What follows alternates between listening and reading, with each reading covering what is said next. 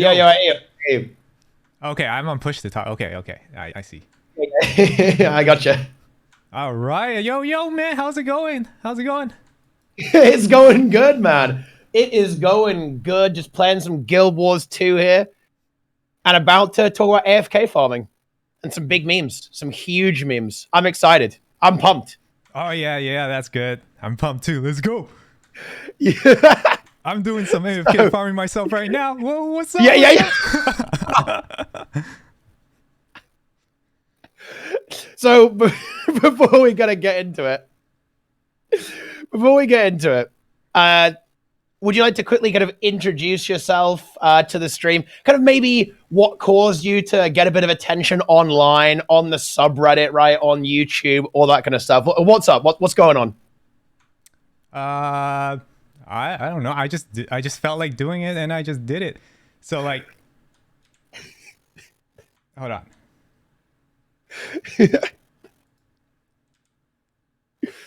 Yeah, so like for the AFK farm thing, that's like the #1 thing obviously I'm known for.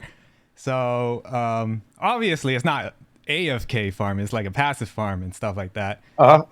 So in order for people to actually view the video, I mean, right now the views count is like what, 50,000 views or something like that. Ooh. I'm pretty sure you will get not as much views if I just said passive farming, you know? So I had to create some sort of controversy for that video to actually explode, you know?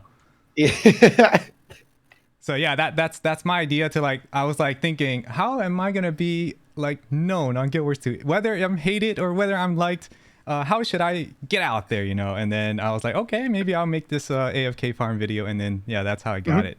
But as far as what made me go into YouTube and trying to be a content creator is like, well, everybody has suffered through the pandemic and stuff like that, right? And all the businesses shut down. So I was a personal trainer. So obviously I can't meet up my clients face to face because of the pandemic and the rules and stuff like that. So either they do online training, which is very hard to do for people who are trying to learn workouts. So yeah, that didn't go well for the people I see face to face. I mean, I still have some people doing online training, but other than that, yeah, I was trying to branch out to different fields. Okay. I like it. So let's just like fully clarify what we mean when we say AFK farm. So as I understand it, the typical one you'll do, I think some people do it in other maps, but you'll have your character in Istan, sometimes multiple accounts even, right? You're multi-boxing these accounts. And you'll be in Istan, monsters will spawn, and then they will be automatically killed by passive things that you have going, like, you know, like stuff like necromancer minions, engineer turrets, all this kind of stuff. Like that's essentially what the AFK farm is, I believe.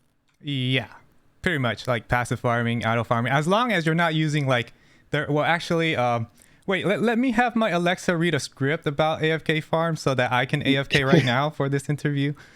No, I'm just kidding. But yeah. AFK farm interview, Teapot. Come on, man. You know. Yeah. So, So, what I think a really big misconception that a lot of people have is that people actually accuse this of being against the terms of service. And I actually really want to focus on this because I think it's really important to understand the state of play here.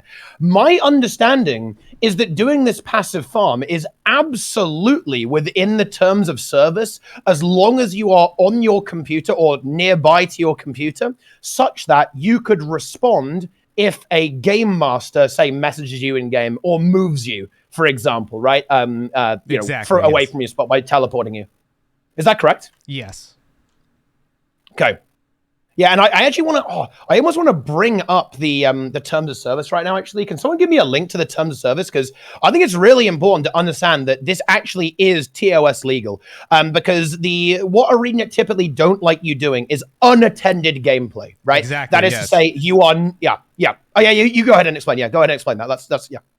Well, you know that if you have the term of service up, then we can go break that down and say like the way that we're farming for passive farming is not breaking the TOS. So yeah, you just bring up the whoever can. Yeah, I got it. that. Yeah, I got it. Yeah, I got it now. I'll link it in the chat as well. Yeah, so yeah, well, let's you go ahead and go through this right now. So let's see. As a general policy, any form of unattended gameplay is prohibited in Guild Wars 2. Okay, this includes the use of auto-casting abilities to farm while not at your computer, right? Right. Or not actively playing the game. Oh, it actually does say or not actively playing the game, actually, which is pretty interesting. That's a little spicy. Well, okay, like actively playing. Ooh. What's actively playing? Yeah, what does that mean? Yeah, it's a good question, right? What does that actually mean? Like, does that mean just staring at your monitor and using skills? And using in-game mechanics to help you farm? Yeah, exactly. Because, I mean, it is actually, the autocast feature is intended. But that is a pretty interesting though. Although this is very, very open to interpretation, right? That's the issue with this, right? Yeah. It's like, what does that mean? Like, what's going on there? For sure. The use of a macro. Yeah, there's no macros involved here, right? Macro to farm people. That's not in there as well. Use no macro. Come on. Macro's cheating. Yeah, the game has a macro. The game has a macro. Like the autocast feature is a macro. Oh, okay. Yeah. Very, very nice. The use of a third-party program to automate or create a bot that performs autonomous actions in the game. That's not there. Obviously, you shouldn't do that. Come on. Yeah. Man, this is a super interesting one though. Actually, like I don't remember the TOS saying this or not actively playing the game. Actually, I thought it only said while not at your computer or not actively playing the game. But I guess that really could mean basically anything, right? Like you could just be sitting at your computer, like talking with people in guild chat, right? Is that actively playing the game? What does that mean, right? Like, what does the actively playing the game actually mean? AFKing or rather, passively farming is a pretty big thing. So, I mean, would you still say that, judging by this, you would consider it within terms of service to do the passive farms? Yeah, I would consider it. Okay, because actually, I suppose, right? Like you have to recast the turrets, right? I think if you do the engineer. So if it wasn't within the terms of service, you wouldn't have ANET just moving you and seeing if you're AFK or not, right? They would just ban you straight up if you did something like this. Or even whisper you. Like, why would they whisper you or move you if this was against the terms of service? Yeah. There we go. Absolutely true. They're just checking if you're there or not. And obviously you're there if you're able to respond, which you're supposed to, and move when you're supposed to move. Exactly. So, I mean, I guess that's the threshold for activity, right? Is if you can respond, if you're like recasting, resummoning stuff, right? All that sort of stuff. Right. See if you're okay. But that's the thing. That this is what people are getting stuck on here. And this is one of the reasons why I really wanted to talk to you, because what I really don't like is bad arguments. And when people criticized a lot of what you said in your video, they didn't actually listen to what you said. And I'm going to make people listen to what you said, actually, because this is the thing, guys. You aren't AFK. AFK is away from keyboard. Right. As I understand it, the way you do the farm is that you might have it on your other monitor, right? Like maybe, you might be multi-boxing with say 4 accounts with your Lamborghini and and just be hard farming on front. You're at the keyboard, I believe, right? Yes, of course. Yeah. But like I said before, I put it as an AFK title. It does not mean that it's actually away from keyboard farming. It's just that it's to grab viewers. It's kind of clickbait. Yeah, exactly. Little clickbait. Little clickbait. No, I like it. I respect it. It's good. You just won't be able to get as much viewers if you just said passive farming. Yeah, that's low energy, right? Yeah. Your character should not perform. People are really saying I should read this, but this just reinforces this, guys. Note that this does not mean that you cannot be away from your computer AFK while you're online, of course, right? Idling in a city or even in the open world is not prohibited, though your character should not perform actions, participate in content, or otherwise engage in the world while you're away from your computer. But that's not what's happening. Yeah. All of this AFK farming, passive farming, the players who are not breaking TOS are at their computer. They're simply watching a TV show or working on something or whatever while the game is being played on their other monitor, right? They are at their keyboard. They are able to respond. Exactly. Simple as that. Exactly. Simple as that. Yeah. There is actually, there's this very old post from Chris Cleary here. Actually, this was from 2016. So he says here, the autocast feature was never intended to be used as an AFK farming mechanism, and usage of the autocast feature while AFK is fine, as long as it is not used to facilitate unattended gameplay. But again, it's not unattended gameplay. Wow, he said it's fine mastery, too. yeah. So, what? Yeah, Mastery Auto Loot is also stopping players from being flagged AFK. It seems like a bug instead of a feature. We should bring it up today when we have a chat about this internally. So I think he's giving rules of he's got like rules of thumb here. He says using skill one or more while AFK, AFKing in place where it's beneficial for your character to be at, unresponsive to interaction with the GMs. If all three of these apply to what you're doing, you may get action for it. So yeah, even this actually still says that passive farming is actually okay. Because again, if you're responsive to GMs, in other words, you're at your computer, right, then not all three of these things apply. Now, obviously, this is a long time ago, from like 5 or 6 years ago. So like policy may have changed since then. But yeah, even this actually does not does not actually say that you're not allowed to do this. Yeah. Now, let's have a tough question. How do you feel about the fact that it is very difficult to tell the difference between someone who is passively farming and actually AFK? How do I feel? Yeah. Can you what are your thoughts on that? Like, well, can you ask it a different way? Yeah. What I'm getting at is here that do you think that passive farming shouldn't be allowed? Because it can, essentially, it's very difficult to tell the difference between someone who's actually AFK and someone who is, and basically like semi-botting, right? Semi-automating the unattended gameplay. And also someone who is doing it legitimately, right, while being at the computer. So essentially, there's a bit of a thing here where it's very difficult to tell if people are doing bad stuff, right? Like actually breaking TOS in this particular instance. Right. But so, you know, Guild Wars 2 is notorious for play however you like, right? So why if some people just want to play passively like that, like why stop them from doing that?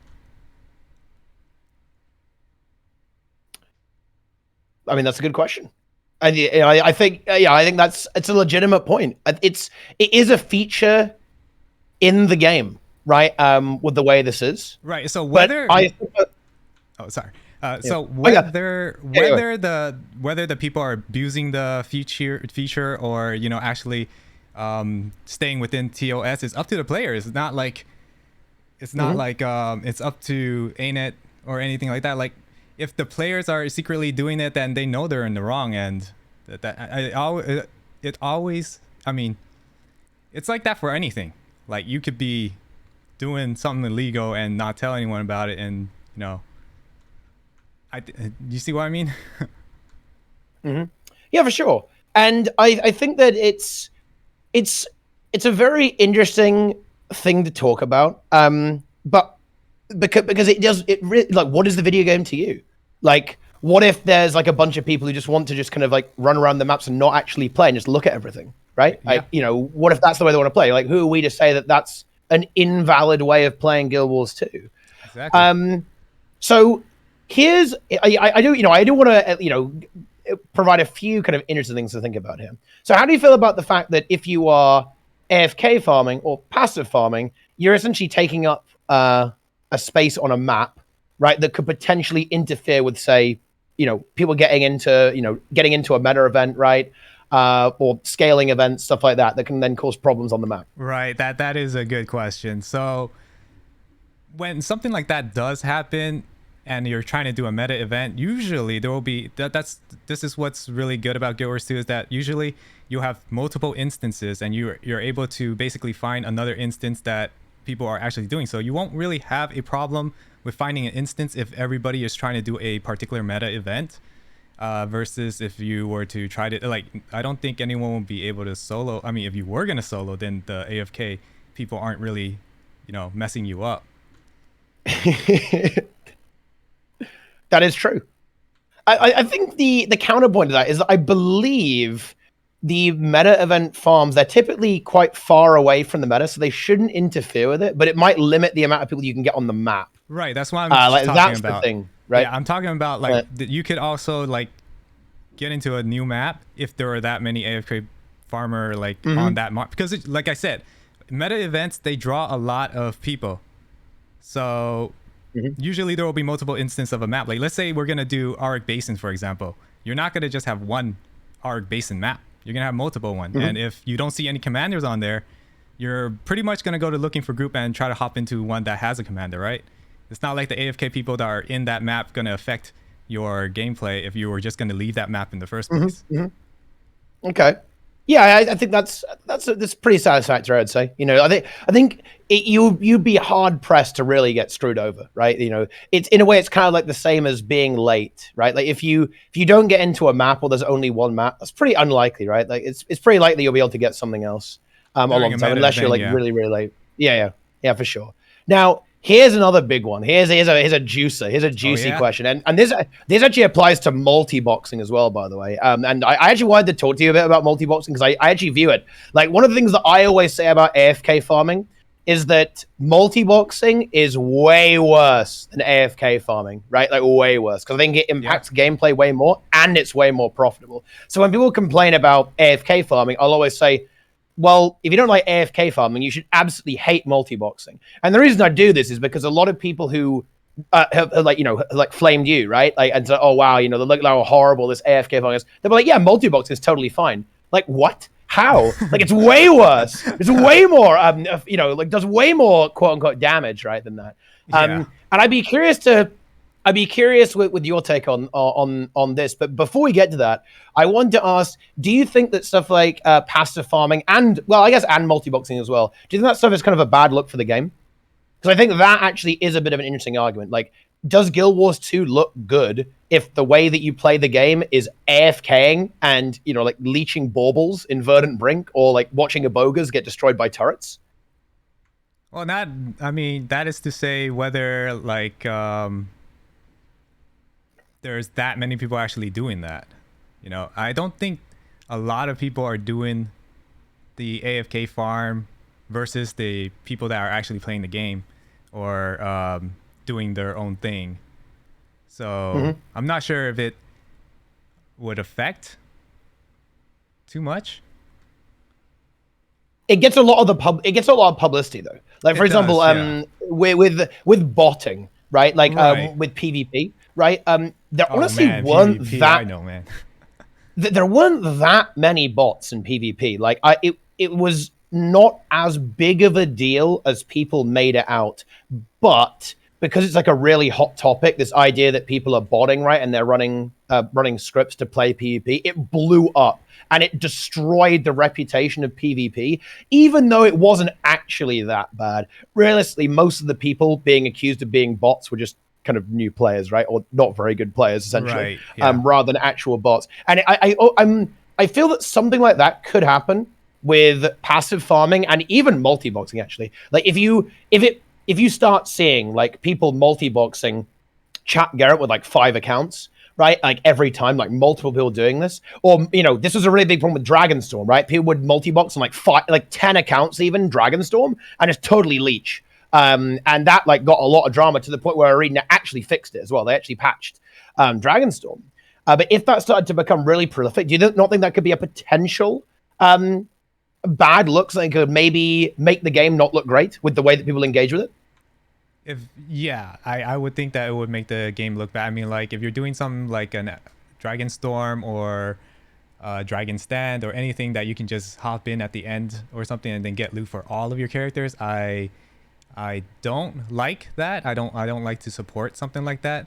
But at the same time, who am I to complain about it when multi-boxing is technically legal, right? And having multiple accounts is also legal as well. And the person is not doing anything illegal about just hopping in on all those accounts and hopping into the map and just standing there. Unless ANET does something, like you said, ANET did something, tried to do something about that. So obviously their stance upon multi-boxing in a large event, a meta event like that is wrong. I personally never would multi-box those big events because I mean it's just too hard on the computer too, and it's just not worth it when you can just domain it, stand everything. Yeah. Kind of on that note as well, how much gold, as a brief tangent, how much gold per hour do you make per account when you do the Istan farm? I've never really calculated, but I think someone out there can calculate it. It's about 1,000 volatile magics per hour, and Okay. roughly, let's just say 20 powerful venom sacks and 20 piles of crystalline dust per hour, and then you get like maybe 250 karmic retributions as well. That's actually pretty good. It I is think good. 1,000 volatile magic is, I think that's 4 gold approximately. Then that's about 40 tier 6 materials. That's like another kind of like 5 gold or so, I think. Yeah, Kind of in that sort of range. It's like 9 gold an hour. Yeah, fun fact, half my legend, well, I have all legendary slots done, armor, weapons, and all that stuff. More than half of it came from AFK farming. Nice. How many accounts do you do it on? Like, how many accounts do you? 3 accounts. 3 accounts. Okay, that's good. That's good. That means that, I guess you can have them arranged, and at 3 you can see a little bit of Lambo coming through, right? Exactly. Like from the desktop. Got to get that Lambo in.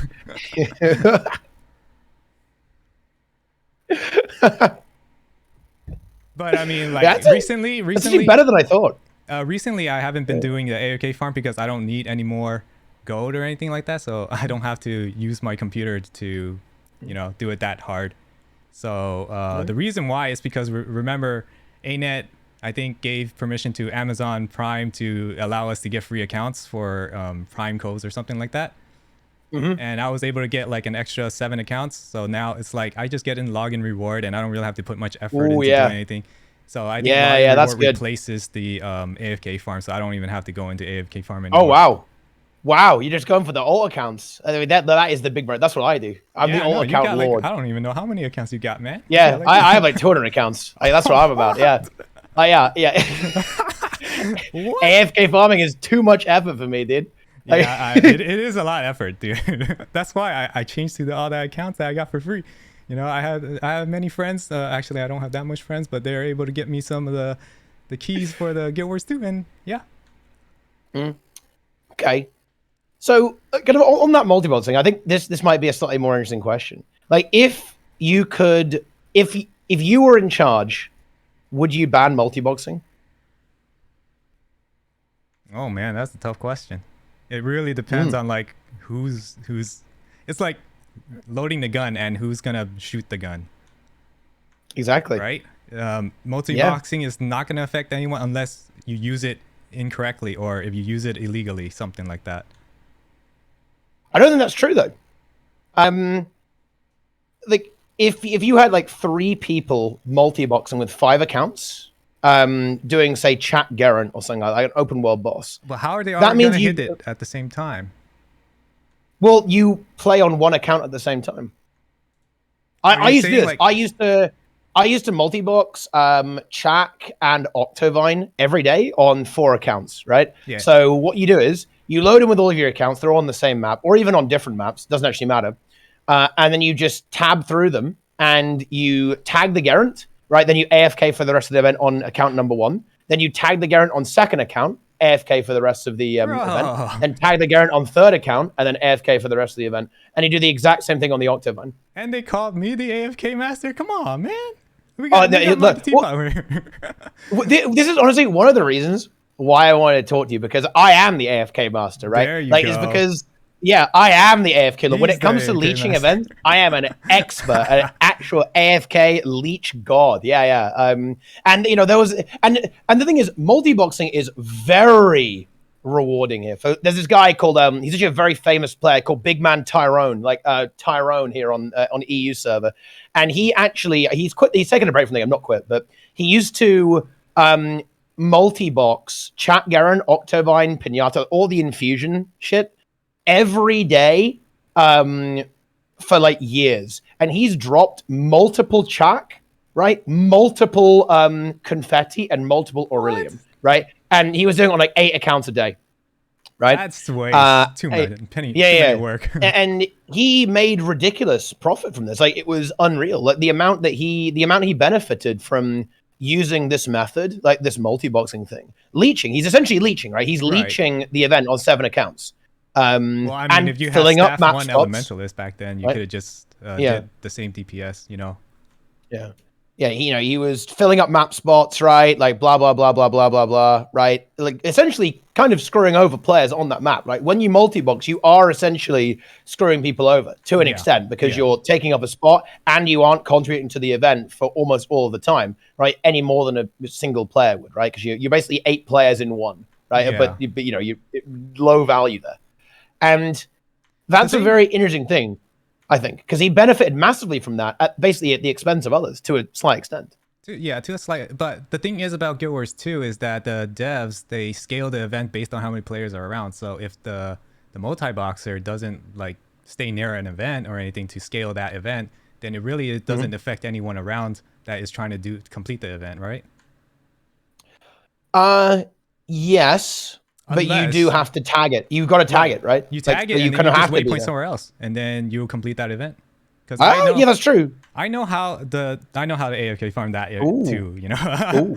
So when you tag a Tangle Death, one of the bosses, and then you get like one of the gold star thing, you can just AFK for the entire time. I know that, but I don't know if I should have said that. And more people might do that.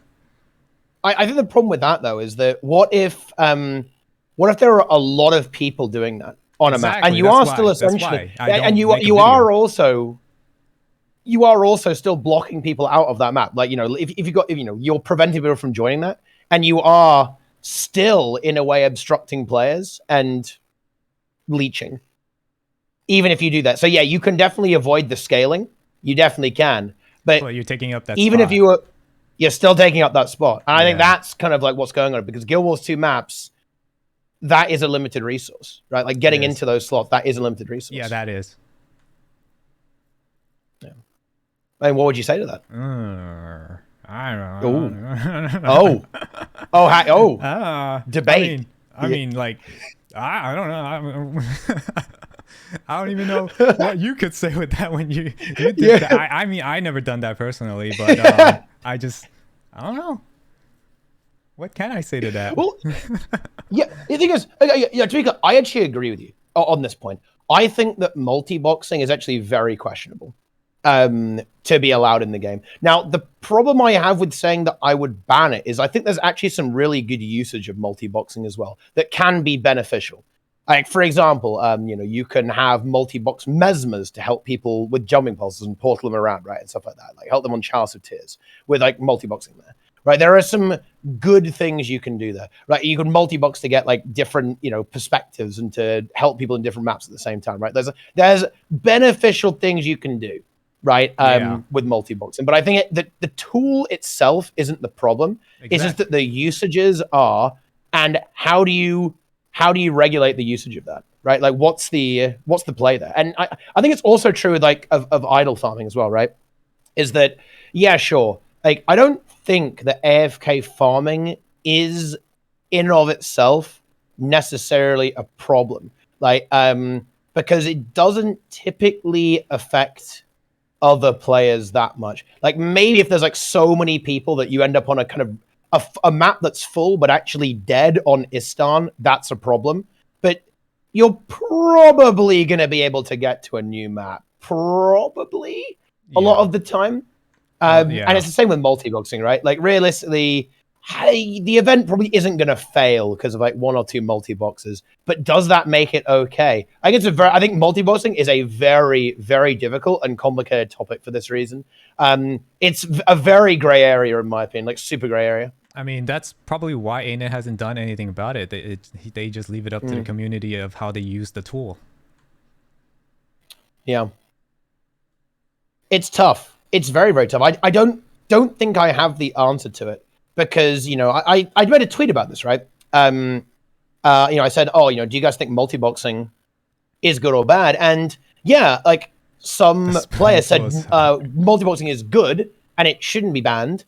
Because I use it to help my guild, right? I do this, and I was like, oh yeah, that's a good point actually. That's a very interesting thing. Like, but then on the other hand, some people are like, oh yeah, it's terrible, right? because people are leeching and they're making way more money, right? Because I think that's the other thing that that's kind of uncomfortable to talk about, actually, is that multi-boxing, and I would definitely level this criticism at alt account rewards, and I have a good position to talk about this, guys, when it comes to alt account rewards, because I hard abuse alt account rewards. It is spectacularly unfair, and I think multi-boxing is extremely unfair. Like just to kind of like put some numbers on the table here, right? Like I have got 200 alts that I use to fund my guild. That's 16,000 gold a month from alt account. Okay, that is more gold than most players will ever earn in this game, and I do that with zero effort, with no effort. I mean, at that point, you don't really need to multi-box.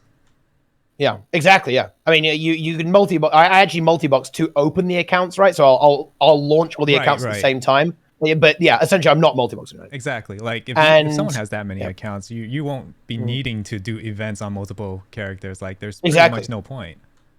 Well, what I mean is I'm trying to draw this comparison from multi-boxing to the alt accounts. Because essentially, like if we take the example of Tyrone, right? He was able to get far more of these ultra high ticket infusions. Chak, he's dropped 2 Chaks, which is unreal. I don't even know how you do that. Yeah. He's dropped multiple confetti. I mean, countless Aurelium, right, on all these different accounts. And the only reason he did that is because he had more than one account. Right? There's no way. Like statistically, that wouldn't have happened if he hadn't done that. Many accounts. I mean, that few. I mean, like 8 accounts, right? But how? Even if he had 8 accounts, dropping those infusions, I don't think it would be that likely, even if it's that many accounts. I think that is true. I think he was definitely lucky. Like I think dropping 2, and the weird thing is, it was like a year apart. He got a Chak, and then it took him like a year to get another Chak. Dang. So it did take a while, and I think he was definitely lucky for sure. Because those items are pretty ridiculously rare. But on the other hand, like, you know, let's say the Octovine, right? Like Octovine for a normal player, I think it earns you like 5 gold or something like that. For Tyrone, Octovine is 40 gold because he does it on 8 accounts. Is that fair? If he was able to contribute with all those accounts. He contributed on 1 at a time. So, dang. Is it fair? That is a question. It is a question, isn't it? It's a good question.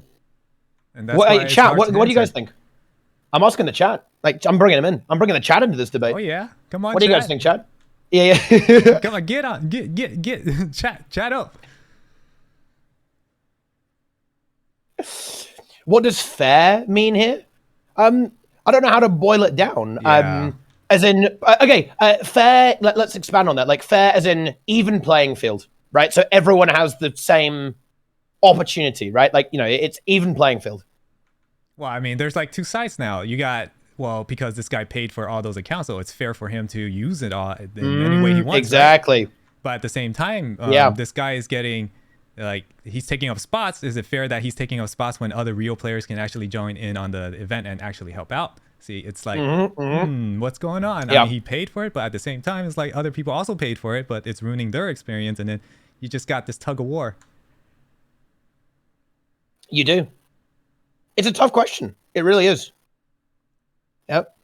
So, I mean, I think that, you know, you could definitely draw a line here, right? Like, you can't though, actually, because you could even if you do this example, right? Multi-boxing is a no while you're doing something with other people. Well, wouldn't that also kind of exclude like using multiple mesmers to portal people around? I think it's so hard to draw that line because you could, again, it's kind of like that first line in the terms of service that we read about like actively playing, right? What does that mean, right? So let's say that we say, oh, multi-boxing is not allowed. If you are, I don't know, what would the language even be like to try and prevent something like this, right? You'd have to say, oh yeah, if you're doing it for open world farming purposes, it's not allowed. But what does that mean? Yeah. Right, like what does that actually mean? I think that's actually really hard to define. It's such a gray area. In the same way that saying actively playing, what does that actually mean? How active, right? It's why it's so difficult to actually make rules and even enforce those rules with stuff like passive farming, multi-boxing. Because what does that even mean? Yeah, I mean, they did make one thing clear is that you're not allowed to have multi boxes and each one of them doing their own actions. So that's pretty clear. Yeah. Yeah, so you have to individually control the accounts. Yes. So I guess in a way, I guess they could. Okay, but here's the. Oh man, I just came up with a solution, but then I realized it's actually a huge problem. Because I was going to say you could make it so that they raise the amount of participation you need, a bit like Dragonstone, where they basically changed the way participation works there.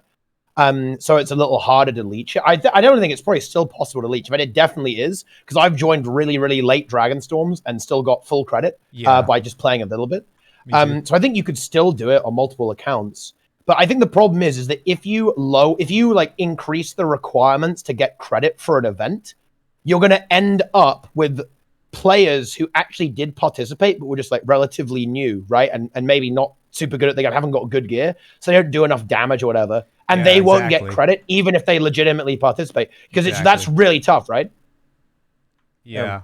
I mean that's the thing. It's like when you try to change one mechanic in the game, you're gonna affect another player, you know? Like it's really, that's why ArenaNet hardly does anything in terms of balancing or like fixing things, is because they need to think through who are they gonna affect more and who will suffer less or something like that. You know how ArenaNet they fixed the boon stacking and switching traits and then all that stuff. Like that's like 1% of the community, and they fixed that for, I don't even know why they did that. It didn't really affect anyone, but I don't know. Yeah, what do you think about that?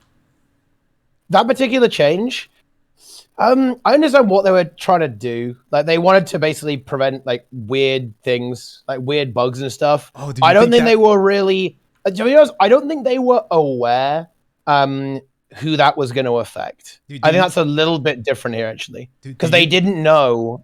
They didn't know that it was going to affect speedrunning in that way, particularly like dungeons and fractals and stuff. Do you think it has something to do with the dupe method?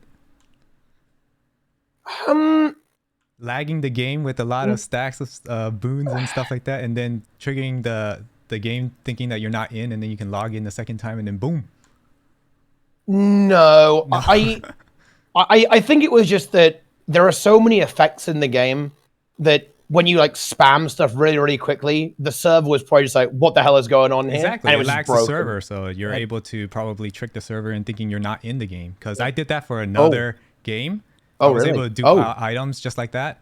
Oh wow. So I had a theory that people were duping this way, so that's why maybe ANET fixed this kind of bug. It's possible. It's possible actually. Yeah, it's possible. Yeah. For sure. I don't see it like that's as an impossibility, but I don't really know exactly why they did that. You know, I think they said, yeah, we did it for like server stability or whatever, or something like that. That was the reason, but that could mean anything. We don't know. It's a conspiracy, right? Oh, you know, like, it's conspiracy. Yeah. Oh my. Conspiracy indeed. like my green Lamborghini. Yeah. That's just a background. Yeah, it's a background. Yeah, it's you don't own a Lamborghini, man. It's not mine. And look, you could RMT all of the proceeds from AFK farming and then buy a Lambo. Doubtful. And with inflation hitting the US, yeah, no, not so likely. You need a lot of gold for that. It will be pretty expensive to buy a Lamborghini with Guild Wars 2 gold. That's for sure. Yeah, I mean, no, that's like impossible. Nobody wants. I don't know. Actually, I don't know. I mean, maybe someone would do you a trade, right? Want a little bit, a little bit of Guild Wars 2 gold, sweeten the deal a little bit. I mean, I got 1.3 volatile magic, 1.3 million volatile magic. If you want that, let me know. Ooh, no. yeah, that's a good trade. No, it's a good trade. Actually, I like it. Yeah, wait, isn't that's quite a lot though? Yeah, it is. Is that what is that? How much gold is that? I have no idea.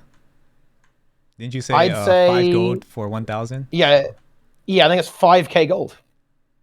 Oh, that's little. That's pretty good. Yeah, and that's quite a lot though. It's like 2 legendaries in there. You just all you have to do is have 10 accounts and then log in 1 month and you have yourself a legendary. So to kind of steer it back to this, I think. Do you think it would be fair to say that the reason that we're saying that this stuff is okay, like AFK farming, multi-boxing, and even login accounts, login account farming? These?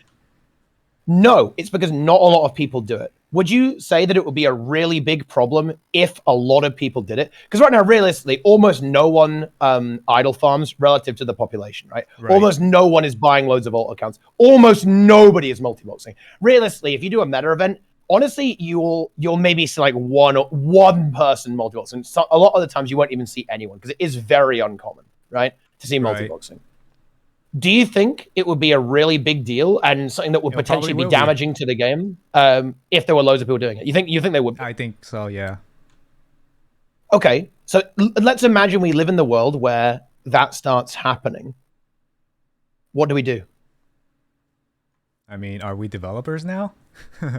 Well, let's pretend. Let's pretend that we're developers. Okay. Let me think.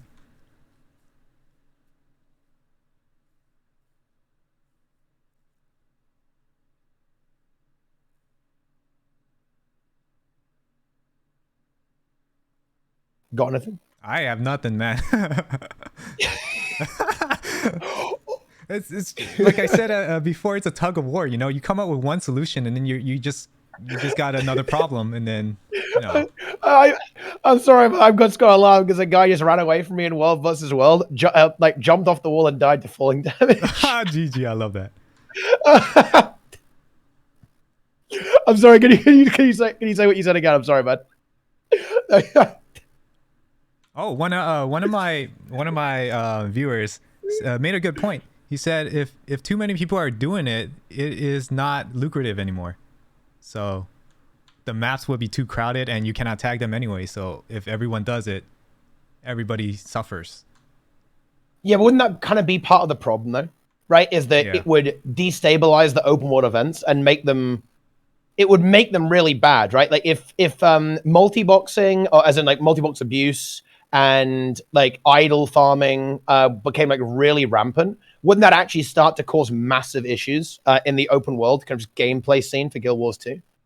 So what would you do there? Would we at that point we'd have to like temporarily ban it? Would we limit the amount of accounts you're allowed to have running at the same time? Like what's the that's probably the better idea, to limit your account of how many accounts you can have in this on the same IP, I guess, on a single map.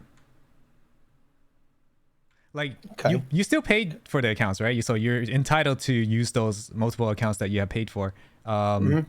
But if not all at the same time. Yeah. So if ANET implements some sort of IP address map or something, like you cannot have more than one character with the same IP on one particular map, that could limit multi-box farm. But again, people can VPN that and get around it, but not many people are that tech savvy to do something like that. Yeah. Like just that type of barrier is going to be enough, right? Because if you say, okay, yeah, you can get around this by like using a VPN, like using multiple computers even, right? If they were tracking hardware, for example, or using virtual machines. I mean, yeah, sure, you could do that, but realistically, people aren't going to do that. So that would be a barrier that would essentially block people from doing it. It just really wouldn't happen for sure. Yeah, that's what I think. Yeah. So what do you think about that? You know, IP, you know. I really don't know. What would be the drawback if you can't? I have a bigger problem from this. It's the standpoint of like enforcement. Like one of the reasons why this is such a difficult issue is because I think it's so difficult to enforce the rules here. Like, what's the difference between someone who's just like a new player and just isn't contributing that much to the event because they're a new player, and someone who is like leeching the event? Is there that much of a difference there? Would we say that you're not allowed to leech events? What if you're not multi-boxing? What if you tag the event and go AFK? Is that allowed? Do we actually ban that? Where do we draw the line? Like that to me is the question. Like, what are we going to actually try and do? And I think and again, you pointed this out earlier. I think you're absolutely right. This is why ArenaNet probably hasn't made any rules on this, because it's impossible to do. Like, you're going to end up with so many wrong judgments because it's hard to draw the line. Yeah. Right. If there are if there are new players who aren't contributing, people are just leeching on one account, right, or whatever. People just go AFK. Like maybe you fight a boss and you're like, oh shit, phone call, right, and you just go AFK. Are you gonna get banned for that? Like, I mean, no, of course not. Like, you could say that it would be like maybe if you do repeat offenses of leeching events. But I think that's just a bit harsh, right? Yeah. Because I guess it just isn't really causing that many negative effects right now. Like the big negative effect that I see from this, and this, we're kind of circling back here a little bit, but I think this is definitely one of the key issues that I think should be talked about and should be discussed, is the optics, right? So, I think the Verdant Brink Bauble farm is very, very guilty of this. I think it's a bad look for the game where you see like 50 heralds AFK, right? And that's like front page of Reddit, right? And like everyone's talking about it. Yeah, this is like the new meta in Guild Wars 2, right? Like just the AFK with passive boons. Probably not a good look for the game to have it like that.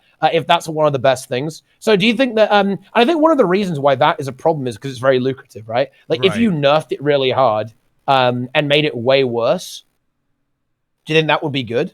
Or do you think that just kind of punishes legitimate players as well? Like, I think it's almost impossible, right, to fix this without also screwing over legitimate players. No, and I guess, actually, is that, No, actually, it wouldn't screw over regular players because the thing is about that particular map is that the events are so fast at respawning, and regular players usually wouldn't do that. Like, I mean, over and over again, right? Basically, what I'm trying to say is that what ArenaNet can do is just decrease the spawn time, or separate those events to somewhere else. It's just like the champion trains we used to have back in Queensdale or even Frostgorge Sound. We all run towards it. That was like lucrative at that time. Something like that is much better than what they have implemented in Verdant Brink right now. Like I would try to separate the events to like multiple parts of the map. You kill one, you go to the next, and basically something like that. So you don't have a bunch of AFK alts or revs standing in one place being able to give boons, and then they're able to get the credit. So I would think that it would like decrease the amount of like people just standing there and giving boons, because you're constantly moving around and you're still bauble farming, but you're basically going all over the map for that. And I mean, that's good for the game too, because everybody is like running around, and you see a lot, like a new player can just hop in and then see a lot of people just running around, and they'll be like, whoa, what's this? Whoa, I can't believe this map is so populated. Oh my goodness, I love this game, all that stuff. How do you feel about diminishing returns? I don't like it. Okay, what if, do you think, is that because of the implementation or the concept? The concept, because again, you're when you have diminishing return, like what if you're a legitimate player and you just have a lot of time on your hand for that particular day, and you can't farm any other day but that day, so you want to farm as much as possible to make up the days that you don't farm. Diminishing return will just limit that type of player, and then they'll never get ahead. The casual that plays like 1 day, 2 days. Okay. A lot of people. Oh yeah, sorry. I was just gonna say, what about an implementation that it would like reset if you go and do other events, right? So if you stay in the same place, farming the same event over and over again, which is basically what the bauble farmers do, right? Then you get diminishing returned. However, if you move around the map, right, all over the place, and you're more actively playing, right, than simply AFKing, then the diminishing returns essentially resets quite frequently. So a normal player just playing normally and going about the map and oh wow, this is so cool, it's so exciting, wouldn't really encounter that, wouldn't be affected by it. Yeah, that's fine. And it also comes to like, when would the diminishing returns kick in? Yeah, that's a good question. Like, let's say you do the same event twice and then it kicks in, that's going to damage like legitimate players. It's like, you'd have to be very careful with it. You definitely have to be careful with that. Like, where would the limit be? Exactly. But I guess the thing is, though, I feel like if as long as it would kick in relatively quickly, it would probably shut down stuff like the bauble farm hard, right? Yeah. Because like that, if it was like you could only do the bauble farm for, let's say, an hour, right, before diminishing returns kicked in, realistically, I don't think people would do it. Because I think so I think the appeal of a lot of these slightly more slightly more passive farms is that you can just like leave them or essentially like have it just going and it will go for a long time, right? Like an hour won't be enough to make what's appealing about it appealing enough. It would still earn you like an hour's worth of gold, but realistically, no one's going to do that. It's just not really going to be worth doing it. So I think something like that could kill it pretty effectively. Yeah, that could. And in a way, that would also it would also potentially like meme AFK farming as well. Actually, the thing because is, the thing is, if the domain, for example, the domain is them one, that AFK farm isn't event based, while the Baba ones are. Wait, I mean, event based events don't they have diminishing return, or does that not affect the map currency that you get? It has, yeah. You get diminishing returns on the amount of XP and karma you get, but I don't think on anything else. Yeah, so they actually do have a system like this baked in, but it doesn't apply to like mob drop rates, like mob kill rates, and so on. It only applies to the actual the direct event reward, I suppose. So I mean, they could probably implement that. Like if you end up killing the same NPC over and over again, you won't get as much loot from it, right? Or it will just stop dropping loot after a certain amount of time. You won't get any more experience. And if you keep doing the same event, you don't get map reward. But what if? Do you think that would be a good implementation? But what if I like killing the same thing because I just don't like that particular person or it's monster? Wouldn't that affect my gameplay? Just kidding. So you really want like the Aboga Slayer, right? Like that's the your entire character is like set up as an Aboga hunter, right? You just hunt Abogas, nothing else. Those nasty things. I mean, you could make it pretty finely tuned, right? So you could maybe make it so if you keep moving around, like keep using different skills, because like you could also, I wonder if they can even track this. Like they could make it so that if you use like loads of different abilities, it would potentially like alleviate a little bit. Because that's, when you're doing like the AFK farm, it's just one skill, right? Like a few skills are being used over and over again. But then again, I feel like some people do that. Oh no, like that doesn't work. Yeah. Sometimes, one of the skills is a lot more DPS than the rest of their setup. Like, remember back in the day when Elementalist Staff 1 can just do higher DPS than the person doing Hollowsmith rotation. That's true. Rip Flamethrower NG. Don't get any pod. No loot anymore for you. Because you're just auto-attacking, nothing else. Unlucky. Yeah, I think it's very difficult. Like, I think what this conversation kind of reveals, it's quite difficult to design a system that wouldn't interfere with normal play, right? That you want to try and cut these things off of the edges, but it's very hard to do that without also affecting other players, while also doing enough that it will actually discourage it, right? Yeah. It's definitely a difficult thing, right? Oh yeah. It's actually really sad. Like dungeons have like mega diminishing returns on them. Actually, it's really depressing. Yeah, that sucks. I know. I like dungeons. Oh no. They need to have a daily dungeon for dailies. Like, why can't they just have a daily dungeon? Like, part of your daily activity stuff, they should just have one daily dungeon every single day. I think it's in the normal daily sometimes. Yeah, I want that to be a permanent normal daily. Yeah, on its own category for a daily? No, it doesn't have to be its own category. It's just going to be one of your dailies at the normal daily that you do. Like, at least one particular dungeon. Like, let's say for one day we got Catacombs, and then the next day we got Ara or something like that. And that way it will bring players back in and new players that are willing to try out the dungeons themselves, because the dungeons has gotten very easy since the power creep of the HOT and pacifier. Those people would not mind having those new players experiencing it, and then with like being carried like that, they're gonna have more fun instead of like dying all the time. Interesting. I don't know. I think that's my opinion. Do you think it would be good to have its own category though? Yeah, I mean, because then you could kind of like tack on some more rewards to it and stuff. Right. Fat rewards. Yeah, like we already have so many dailies.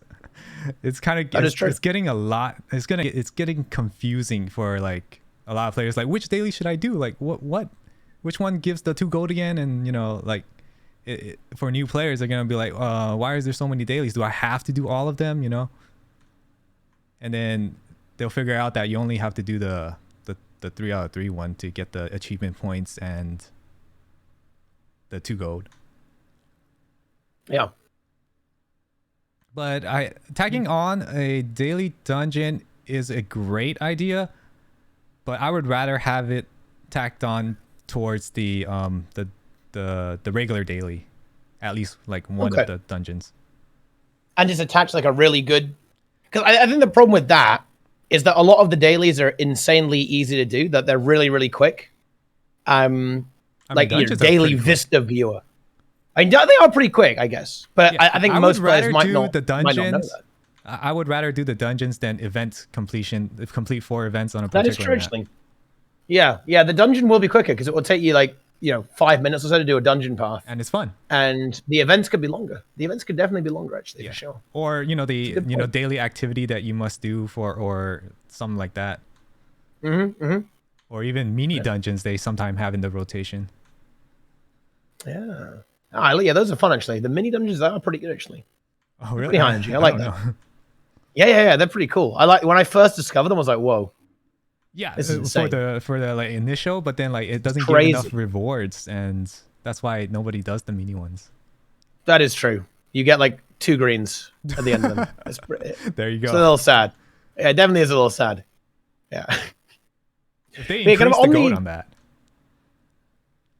On the diminishing returns thing, to kind of conclude that, do you think it would be a good idea to add some kind of diminishing returns to prevent some of these activities that would maybe look at shutting down stuff like the bauble farm, right, and even AFK farming, passive farming?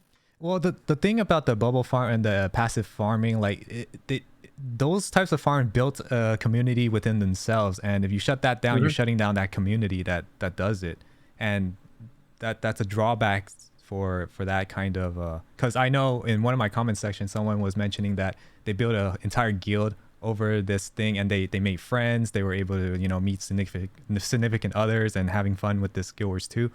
So like, should we really destroy a community like that?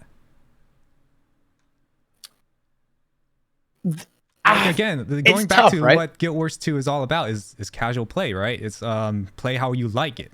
And if you meet, you can role play the way you want, or like let's say like the role players are going to a particular map and they're taking up space of a meta event. What are you gonna do with those role players? Are you gonna just say, "Oh, you can't role play in this map. Get out of here"?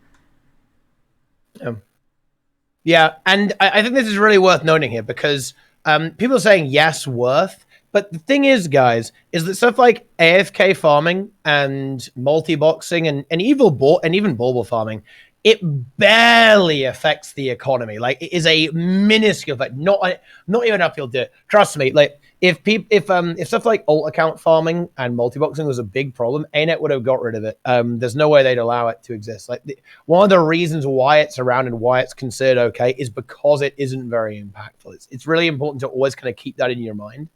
I guess the counterpoint I would say here is that I feel like you could make the same argument in favor of botting. Because I actually recently talked to a bot developer because of like the recent bot drama with this Guild Wars 2 bot shutting down that will remain unnamed.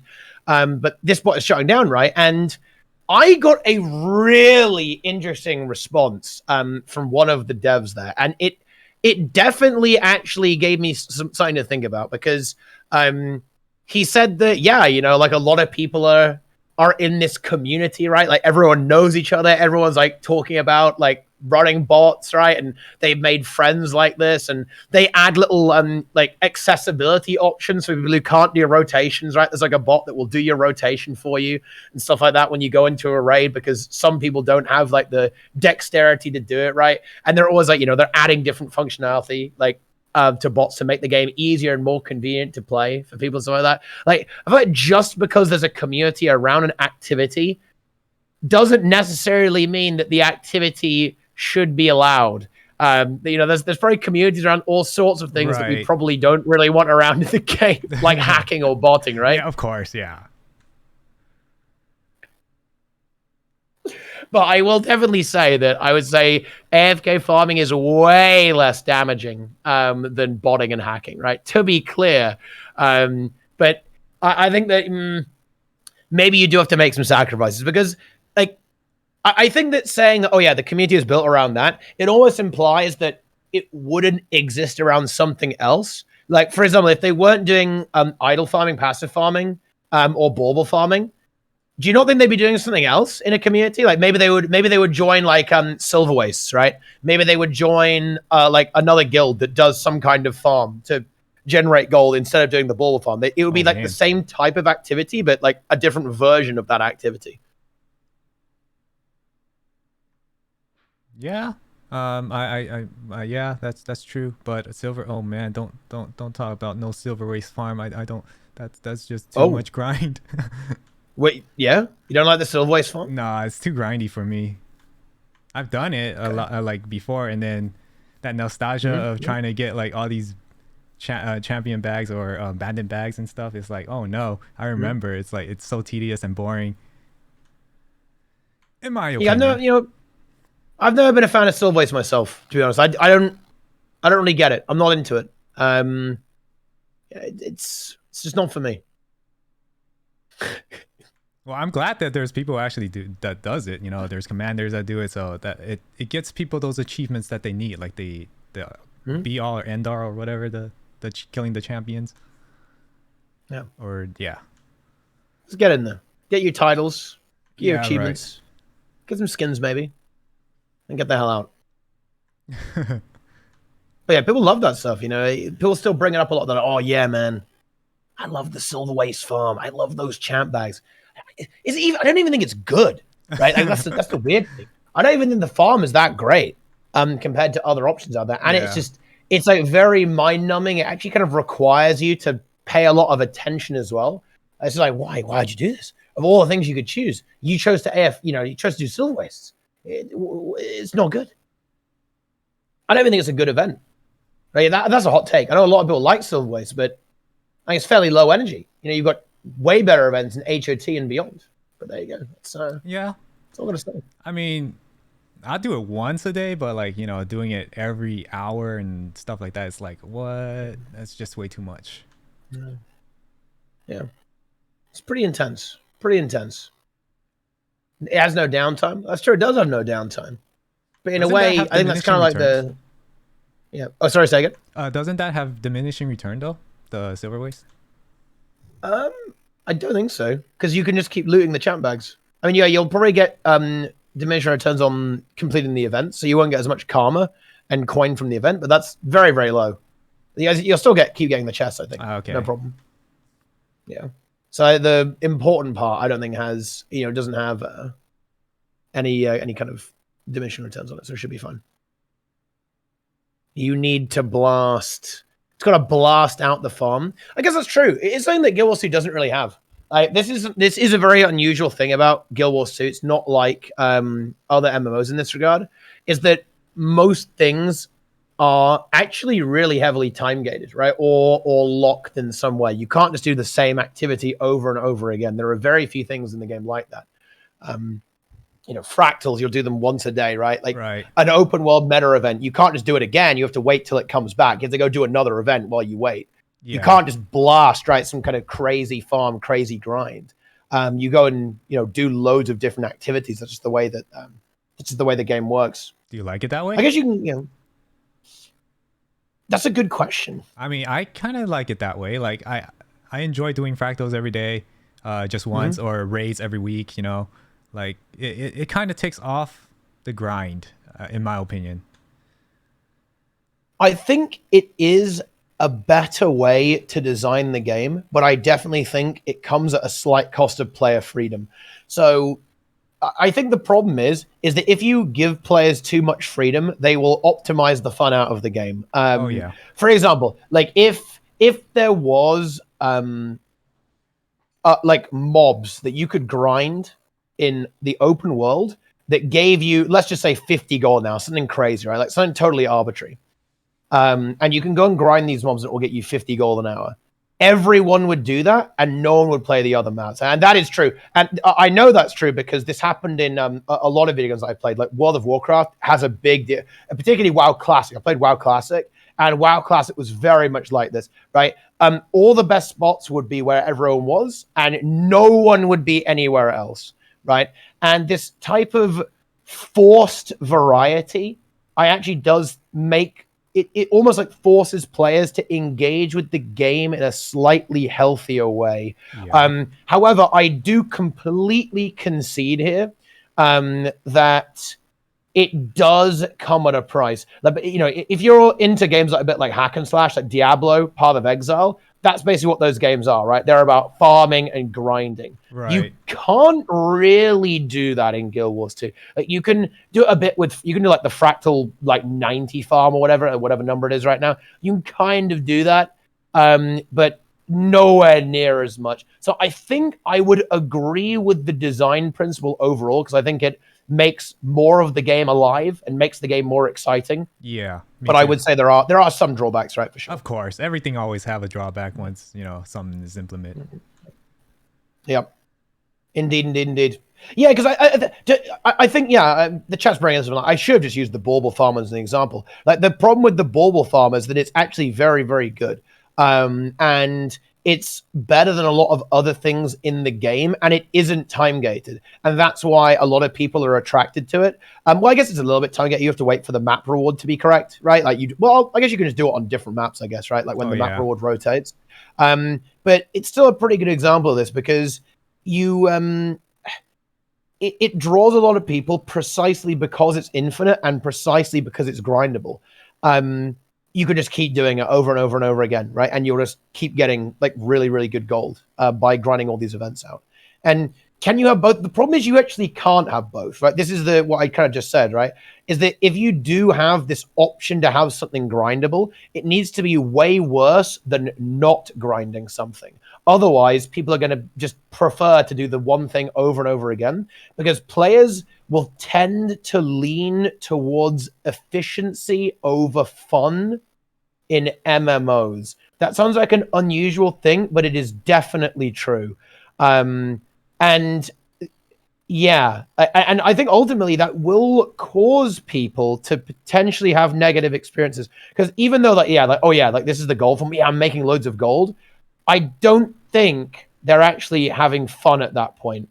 They're just grinding, right? They're just grinding out the game. They aren't having fun. Like, all of the fun then comes from the reward. And I actually think this is really dangerous. Like, if your community becomes too reward focused and stops caring about the game, then the only thing they'll do is whatever is the most relevant farm. And funnily enough, we've seen this a lot in Guild Wars 2. Guild Wars 2 has always struggled with this a lot. A really good example would be Tyria Octovine multi-loot. Palauodon was huge. This was the biggest, a massive issue. People would only do Palauodon, right? They would only do that. Oh, yeah. And the reason was because it was like the thing. That was the thing that everyone was doing, and it was the best way to earn gold. So all of the other living world maps couldn't compete, even though they were kind of more interesting and more engaging maps than Istan. Istan's a pretty cool map, to be fair. But despite that, it dominated because it was so much more rewarding. It's why reward balance is really important. And it's why I think like making stuff grindable is very dangerous, because one, if it's the best, then people are going to disregard all other content. And two, you're in this really weird spot where you have to like one-up yourself. Arena really had a big problem with this in Living Story Season 4. Like, because they would make these new maps with these really cool events, but no one would play them because they aren't rewarding. Like, you actually see this with like you see this with Dragon's Den, right? Like, I love Dragon's Den. It might be my favorite map in the entire game. It's amazing. I still remember the first time I ever saw Dragon's Den. I was like, wow. There's a giant snake. This is unreal, right? But it's actually one of the less popular. It still runs, right? Don't get me wrong, but it's nowhere near as popular as stuff like Octovine and Chak, because it's a bit more of a time investment, and it's also way less rewarding than those other things. And this is why you have to be super careful with getting this balance, like striking this balance there. But yeah, go ahead. Yeah. Like, but for Dragon's Den, you actually need a currency there for your HOT legendary. So you'll always have people doing. So how they would implement a good mechanics for a particular map is just like they're already doing it, have a currency for that particular map so people will keep coming back to it. And then you're also going to have a good event that is spawning, such as the Auric Basin or Tangle Depth, those types of events, and as well as their own currencies that can help make your legendary journey easier, I guess. Yeah, and they tried to do this with the legendary trinkets, right? With Aurora and Vision. So there's always going to be a reason to go and do these maps because you need it to make your legendary trinkets. I think the issue with that though is that then you end up with this absolute deluge of currencies. There's so many. Yeah, there in the game, so many. Right? Like it's ridiculous how many currencies there are. I feel like you can't do that. I think that's not a solution that is maintainable because it will just end up just being too much. So you have to be careful with adding like these really important currencies. It also makes the reward structure way more confusing because if you need like 10 currencies to make a legendary, that's going to be difficult to parse for a lot of people. I would even say that it already is. I think there's a reason why you see so many guides and stuff in Guild Wars 2, particularly when it comes to crafting and making items. I think it's because crafting and making items is insanely complicated in the game. There's like so much that you have to really get into, like to understand how to make these things. Like there's like a million things you've got to make, like thousands of like things to keep track of. It's pretty wild. I mean, I get what ANN is trying to do with the crafting. Like they're trying to be realistic because like for salt and pepper, you have to get the salt, you got to get the pepper, and then you got to combine it in the crafting, and then you got to keep doing all these things to get up to your ascended food. It's like there's just so many, but at the same time, they want to make it like immersed or something. I don't know if people enjoy, doing that salt and pepper or scrambled egg salt and pepper or something like that. I don't know. In your chat below, like, do they care about that immersion? Like, should I combine this and that, more clicks here and there, or can I just get straight to the point and just craft that ascended food that I'm looking for, and instead of spending like 50 clicks? That is one thing that I would like, right? If you have like a multi-stage recipe, just allow me to craft it all in one go, right? If I have all the materials, I don't want to click through multiple interfaces. I just want to press one button and craft my food, right? Exactly. Craft the item, right? Like it's a bit annoying. It's a bit cumbersome to actually do it for sure.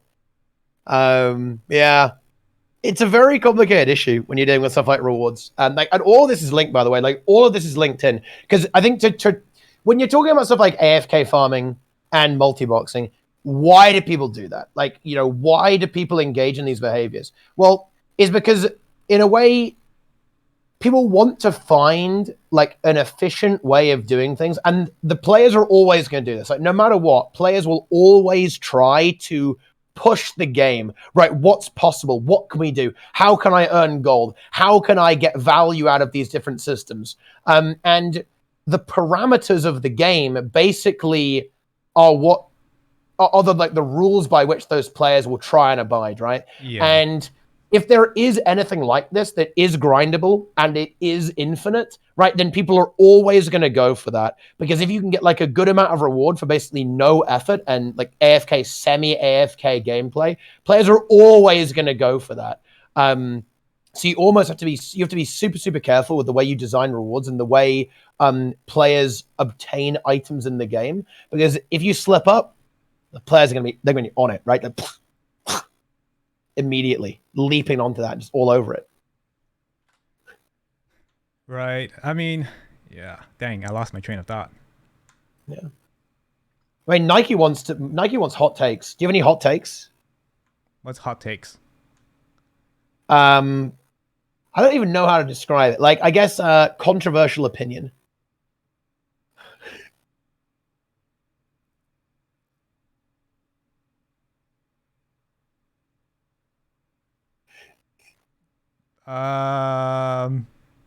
World versus world, AFK farm. What? That's what would that look like? Right? Like no, like so. What is the main reason why people go to world versus world if you're only solely PvE? Gift of battle. Exactly. So what would they want to do without engaging with, opponents, or they don't just like PvP at all? They're just gonna try to find events, like let's say repair a particular thing to get your participation up, and then every 10 minutes goes down. You do the same thing to, keep that participation so that your rewards keep flowing in. So is that a good thing or is that a bad thing? People trying to get that gift of battle even though they don't want to do the content that ANET forced them to do for gift of battle. This is a super interesting one. And I actually think here, look, this might be a hot take. I don't know. I think here the ends justify the means. So I do agree that gift of battle being the way it is, forcing you to play world versus world to get a legendary, it will cause some players to join and basically leech. However, I think that it's really important to make sure that players have the awareness and kind of get introduced to the game mode, and it kind of forces you to play it, because otherwise, I think there'll just be a few players who will just like never try it, but might actually like it if they did. Right, exactly. You know? My thoughts exactly. And yeah, sure, like a bunch of people will go like, yeah, this is terrible. I don't like it. It's trash. And they'll just AFK and leech. But on the other hand, I think they'll be like, oh man, I got to go at my legendary. I'm going to get in there. Like, oh, actually, World vs. World's pretty cool. And they start playing the game. So I do like the idea that the game drags you around a little bit if you want to get any of these really big end game goals. I don't think it's an issue that you have to play every game mode to craft a legendary, because legendary is not best in slot, right? Like legendary is just a cosmetic and quality of life upgrade. So it's not necessary to play the game, right? If you couldn't get ascended gear without playing World vs. World, yeah, I think that would be a little bit silly.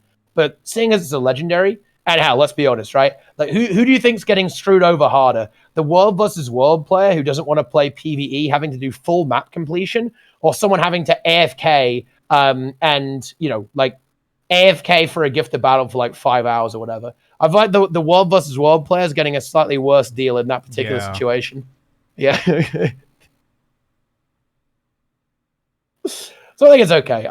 I don't know. I think ultimately you can't really get over this because some people aren't gonna like PvP, and that's fine, right? Like, some people are gonna never enjoy World versus World. They're gonna hate it, right? They're gonna hate every second of waiting for that gift of battle. But I think they just gotta suck it up.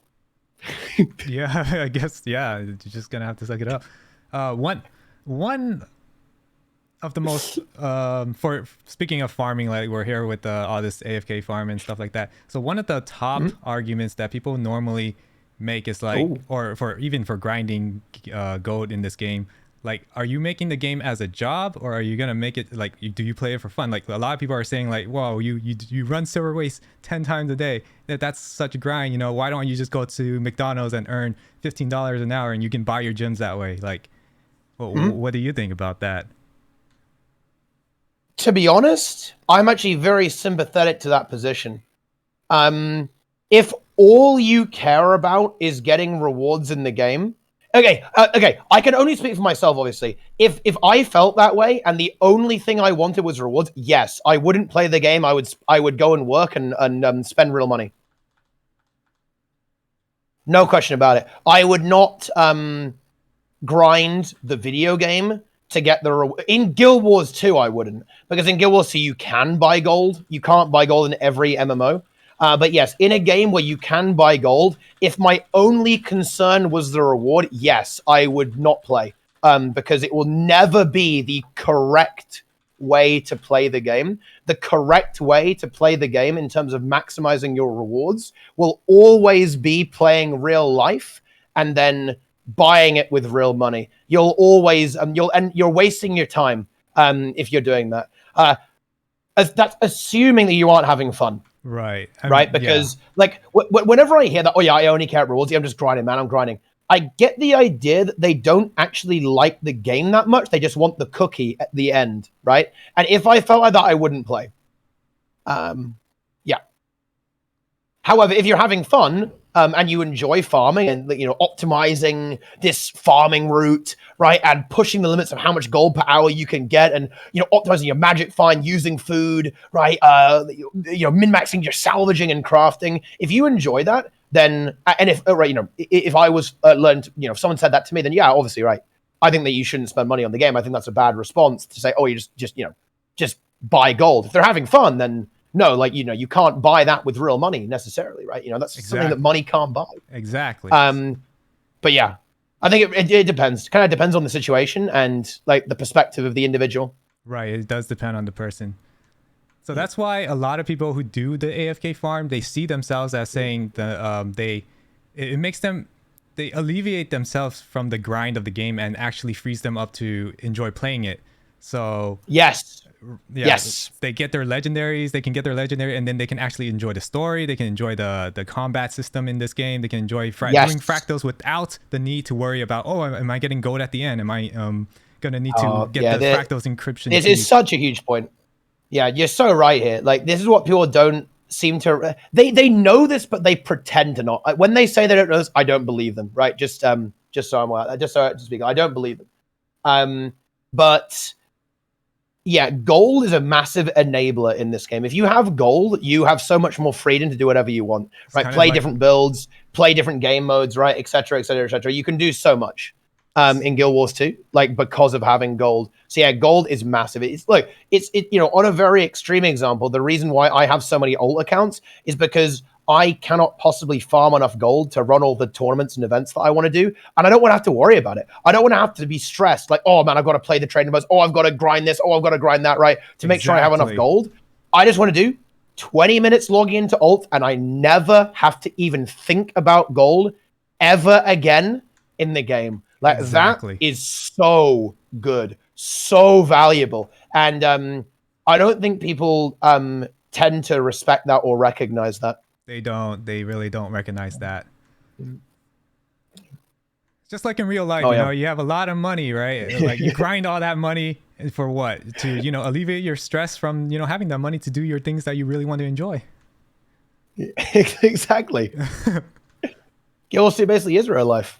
Yeah, I mean, yeah, it's part of people's lives. I mean, yeah, it's a good game. I hear so many stories, people saying like Guild Wars 2 have alleviated them from depression. You know, we're able to cure them from some diseases that they have.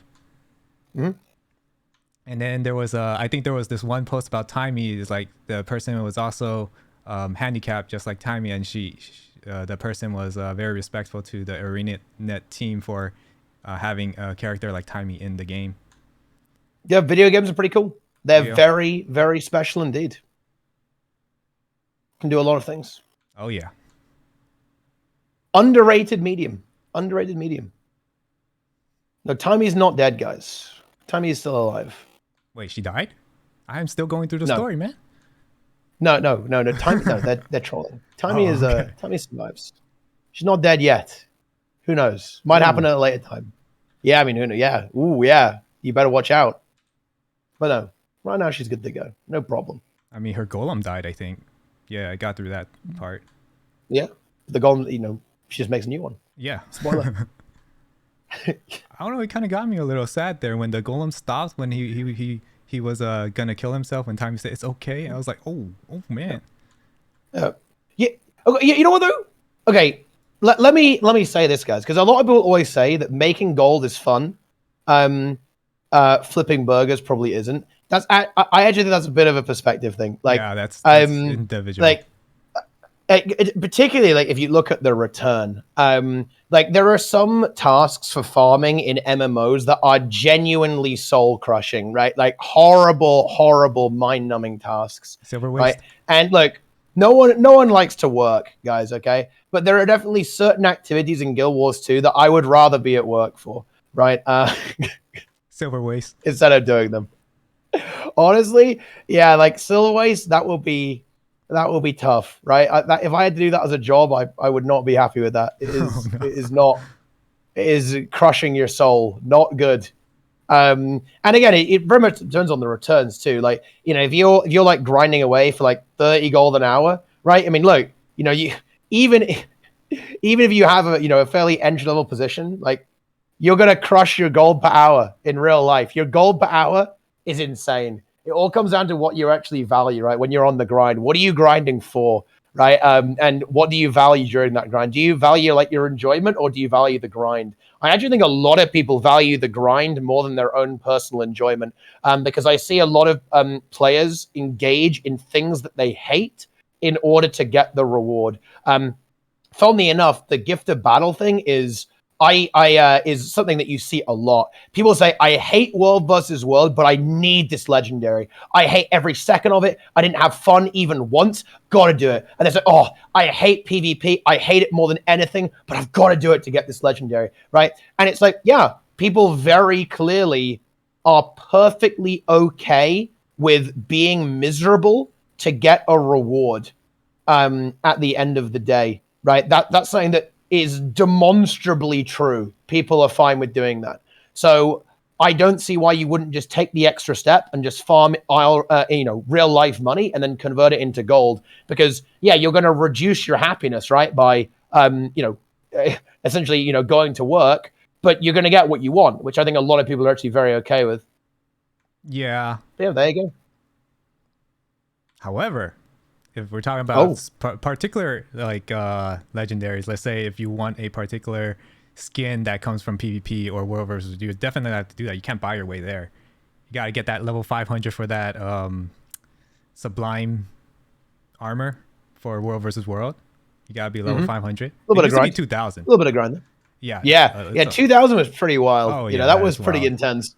Yeah, that's a lot of grinding. I mean, I think most players will probably take, I want to say like a year or maybe even more than a year to get that. Yeah, dude. That's a big grind. That's a big grind to get that stuff. But yeah, even 500 is pretty hefty, right? Like 500 is like, it's no joke. No joke. I feel like 500 is not that bad anymore though, because it takes 20 weeks or so of getting diamond chest to get enough tickets. So you're going to get gated by your tickets more than your rank, I think. I feel like at 500, which is not too bad.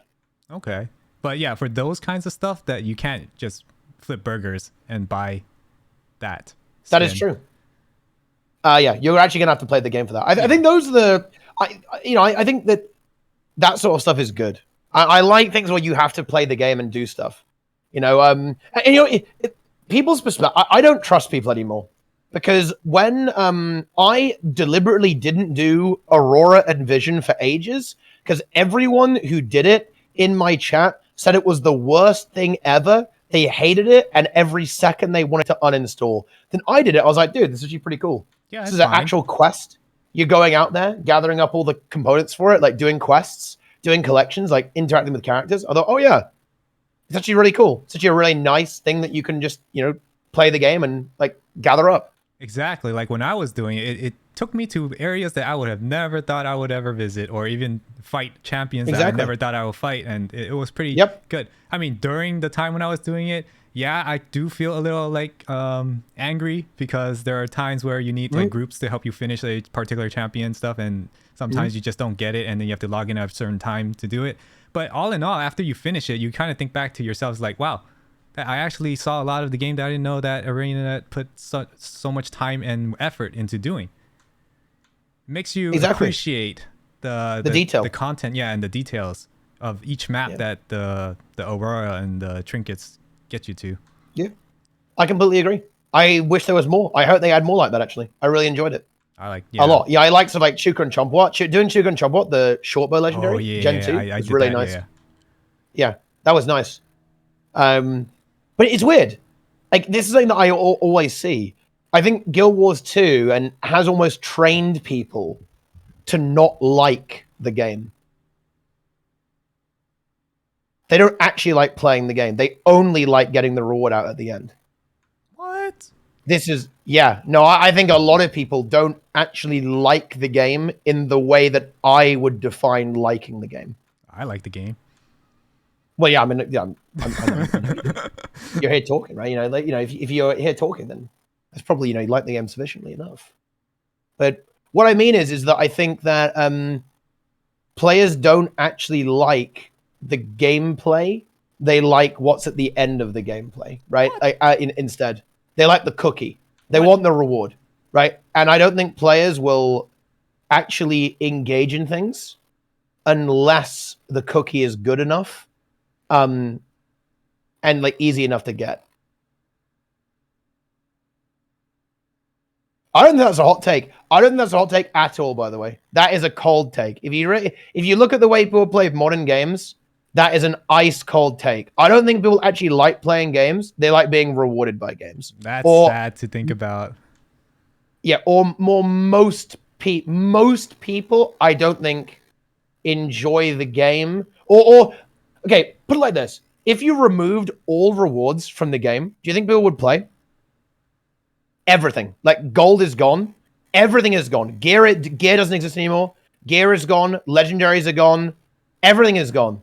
If you removed it, would people still play the game? I mean, you still gotta have a goal, like some sort of goal that people play games or do whatever they do because they have a goal in mind. Oh, look, the guy said it. Well, what is there to play? Everything.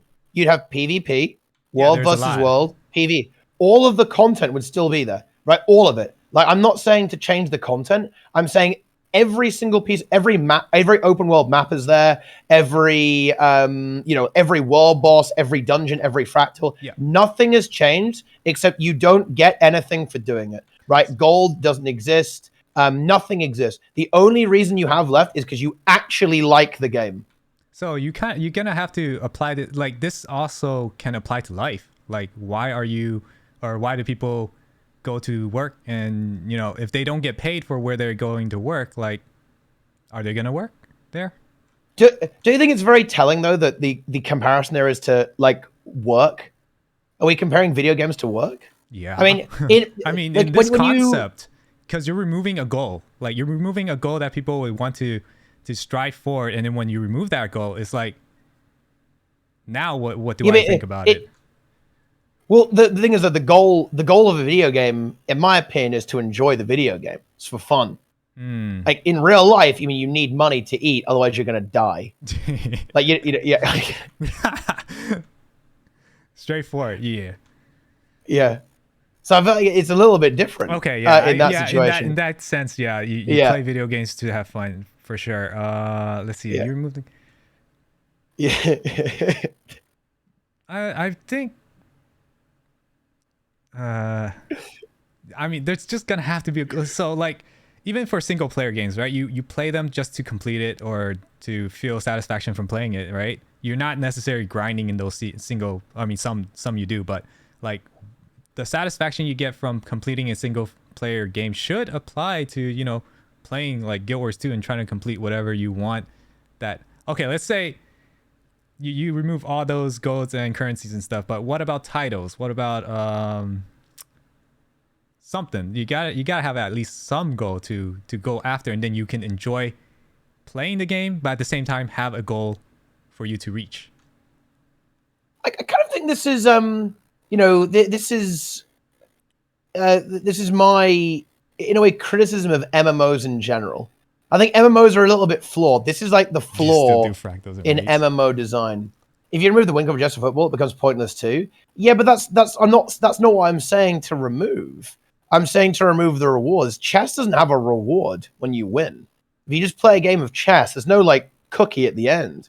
Oh yeah, you just have there's bragging rights. Well, you get yeah, but I mean, you'd still have that, right? Like that's something like, in a way, internal to the game, right? Or rather external to the game rather than internal. That's an external thing that we apply to it. I think that kind of stuff is really good. Like external rewards and external motivation, I think is really healthy. It's really good. But I think internal motivation tends to actually corrupt the game in some way. It changes the way people view it. Like, at the moment that the game will like internally reward you, people are going to optimize the fun away from it, because the fun becomes the less important factor, and the most important factor becomes exactly optimizing that reward. Oh yeah, I agree. Yeah. There you go. It's a big meme. Huge meme. People don't enjoy the game, so only the reward, and removing like fucking everything from the game. Well, no, I'm removing nothing from the game. No, he's just removing currencies and stuff. All the gameplay mechanics, it's still there. The PvP rovers were, and all the dungeons, fractal CMs, and all those are just gonna still be there. It's just that you won't get gold for doing any of those. I don't know. Do you flip it to, yeah, I said internal first, but that's incorrect. It's correct to say external or extrinsic, I think.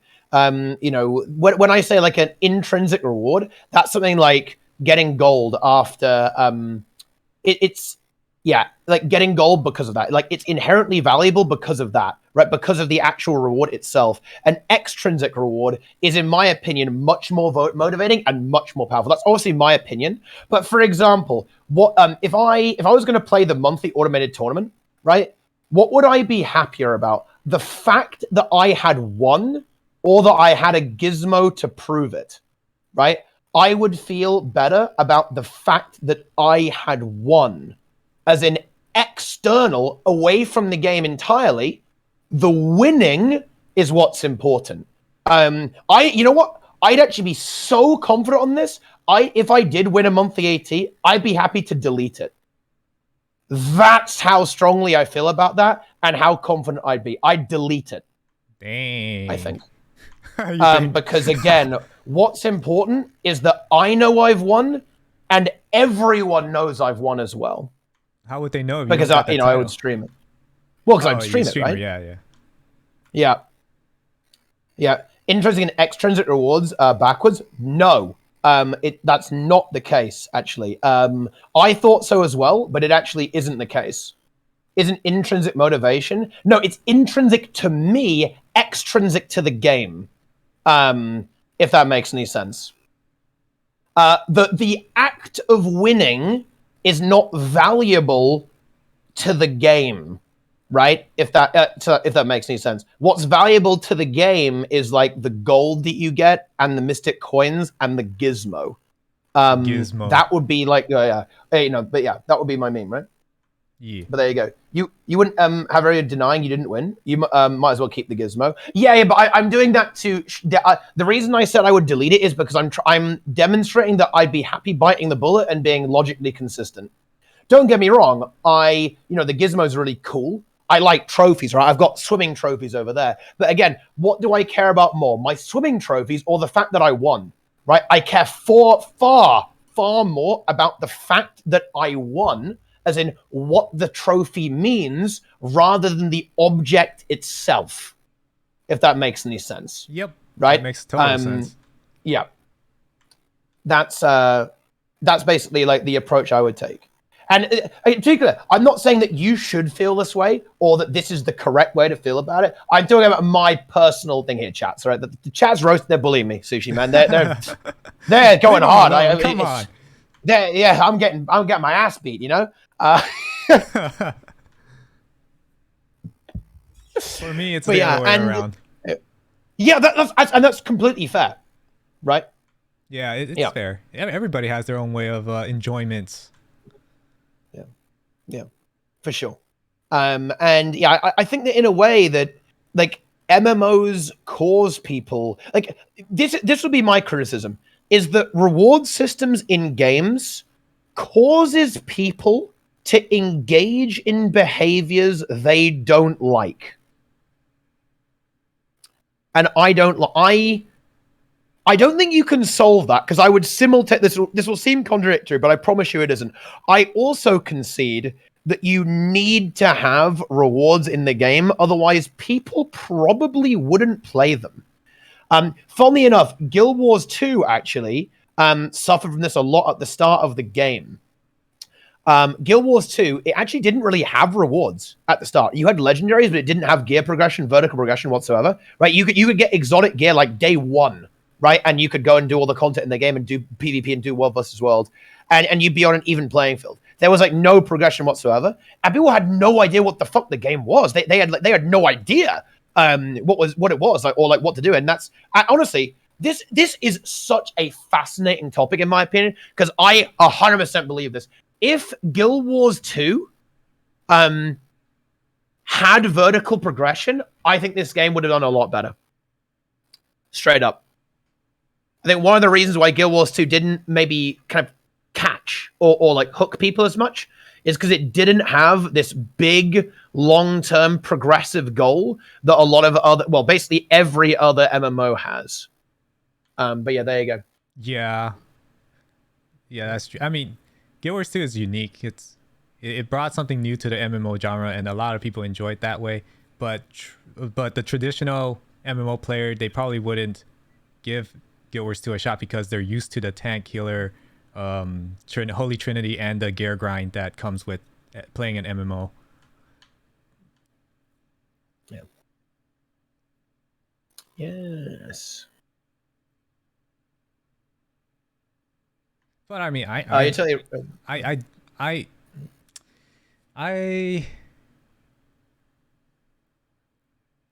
it, I enjoy. What do you think? I enjoy Guild Wars 2 the way it is. Like I didn't really care about but at the same time, you're just saying that in general, people would have sticked around longer if there was vertical progression.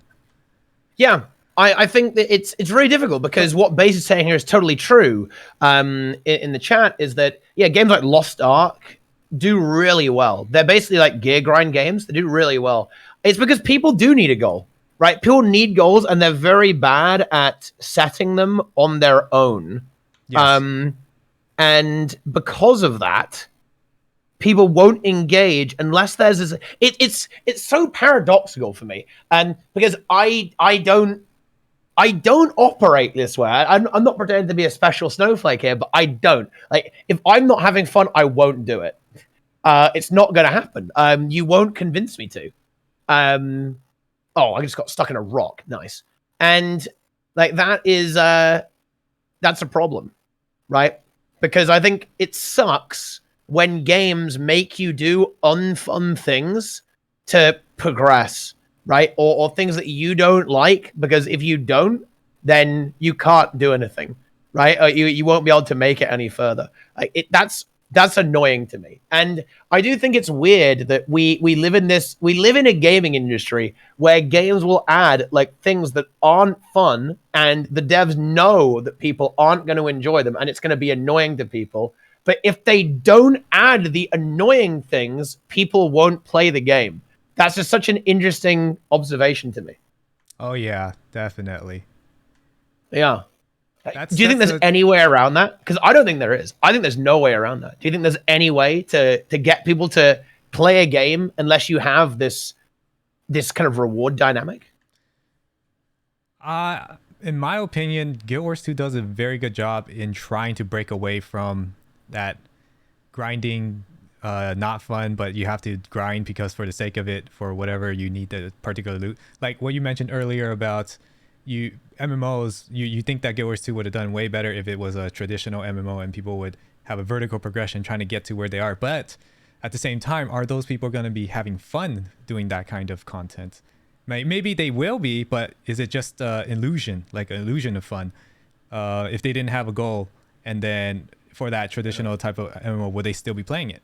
Now, Guild Wars 2, what it's different is because they have so many different implementations of game mechanics that you can play. Like SPVP is totally different from World vs. World. Like if SPVP is not your thing, maybe you like a more open world type of PvP, you go World vs. World, or maybe you like PvE. And everything in Guild Wars 2 is like, it's very diverse. I would say that caters to a lot more people than your typical MMO. Yeah. That's certainly true.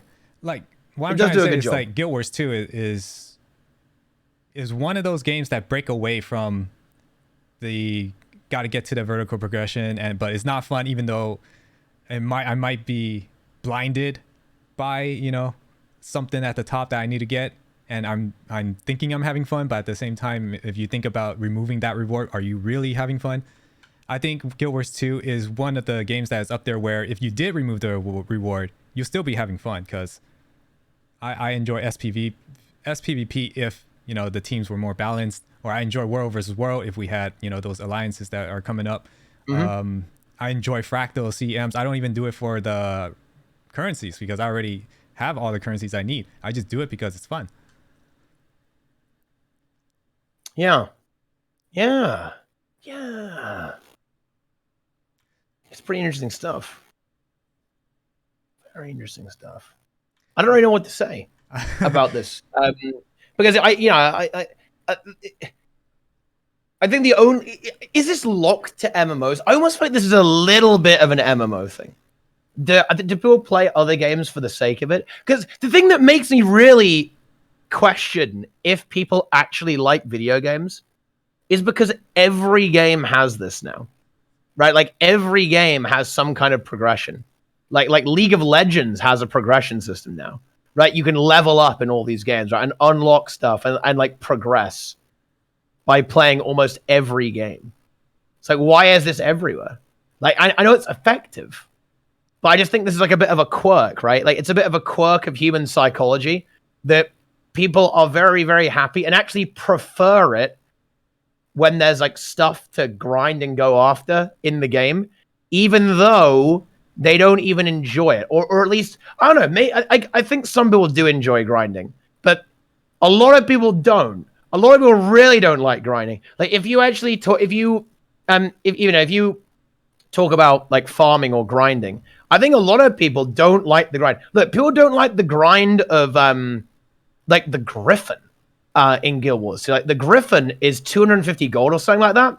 People AFK complain farm about that all the time. Like people complain so hard about needing 250 gold, and you're saying AFK farm it. That's good advice.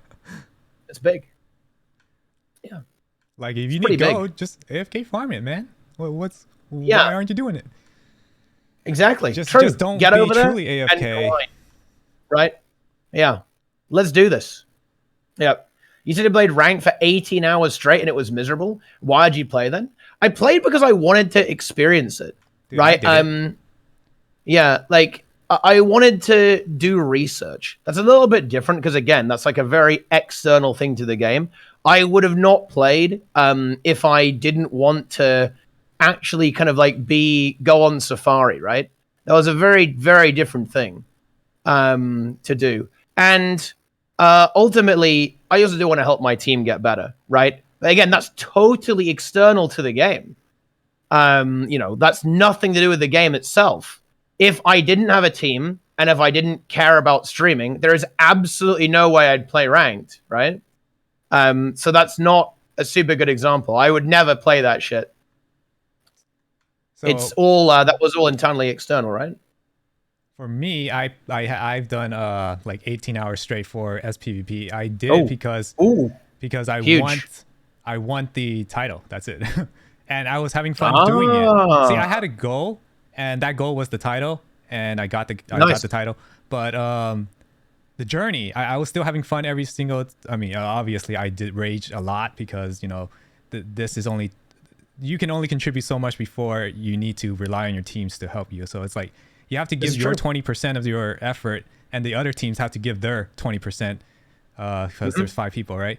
If someone doesn't give their 20%, then it's gonna be on their fault and not your fault. You can do everything you can do, but you can still lose the game because one of your teammates is probably doing something dumb, and then that's when you get infuriated. But at the same time, when you look back and think about like all that stuff you had in SPVP, sometimes is fun. Sometimes you get those really close matches, which is like really fun. It's like, oh my god, you're at the tip of your chair and you're like, oh, what's gonna go on? Everybody get to that point. No, decap this, decap that. No, good mid. And you get all this very, very intense moment that you just can't get anywhere else. That adrenaline rush. It's definitely, it's high energy. As the adrenaline is pumping when you're in PvP for sure. Yeah, it's I don't know. I don't really know where I'm going with this, to be honest. Like it's something that it bothers me about games in general. There's like this it almost feels like it's a lot of games these days typically like abuse a vulnerability in human psychology, right? And get you to play the game, and they'll use like progression and rewards to just cover up the fact that their game isn't actually that much fun. Right? Like, oh yeah. And I don't like that. I've got a problem with that. I've got a big problem with that. I think people should actually make fun games. Okay. Yeah. And the gameplay should be good. The gameplay should be enjoyable. Like that to me is that's important. It's not good enough to just have some random rewards. I want to see some actual good gameplay. Yeah, but again, good gameplay is always subjective to the person. Like maybe you might not like a particular gameplay, but someone else might enjoy it. For sure. And I think there are a lot of people who enjoy grinding. Right. Actually, exactly. I think people do like grinding. But I don't know. Maybe I need to put more responsibility. I think in general, I like to put responsibility on the individual. Right? If you don't like grinding, you shouldn't do it. Exactly. For sure. But I think a lot of people end up doing it anyway. Because they have maybe I to. should be telling them. Maybe I should be telling them to not do it. Yeah, More those are the people who do not find it fun to, like, say, grind silver waste 24/7. Those are the people you should be talking to. Like, why do that? And then if they give you the answer like, well, you know, I need the gold and something like that, it's then I guess the argument of go work at a job, you know, that can net you more income to get you what you need. Yeah. I like, if you had everything, would you play the game? Yeah, that to me is a very, that to me is like the big revealing question, right? It's like, if you wouldn't play the game, if there weren't any rewards, then do you actually like the gameplay? Because to me, the answer is no. Actually, like, you don't actually like the game if you wouldn't play it, if there were no rewards. That means you like the rewards. And that's more important to you than the actual game. And I think that's maybe like an impossible standard to keep and a little bit idealistic. But I think that is true, actually. That is the way it is. You know, it's weird. I don't think we're ever going to get away from that because, again, I think it is a bit hardwired into humans to kind of go for rewards and stuff like that. And all that sort of thing. But I do view it as an inherent problem that's very difficult to overcome. Because if I made a video game, right? Like if I made a game, I would probably make it like Guild Wars 2, but even more extreme. I would make it even more accessible with like even less grinding and less of a focus on rewards. I would just try and make everything as much fun as possible, right? And as fun as and engaging as possible. And no one would play it. And I know that no one would play it, right? Like no one would play that video game.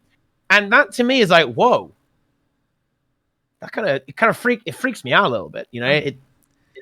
It really does depends, because let's say platformers, you know, people play platformers because they're fun, right? There's no reward at the end.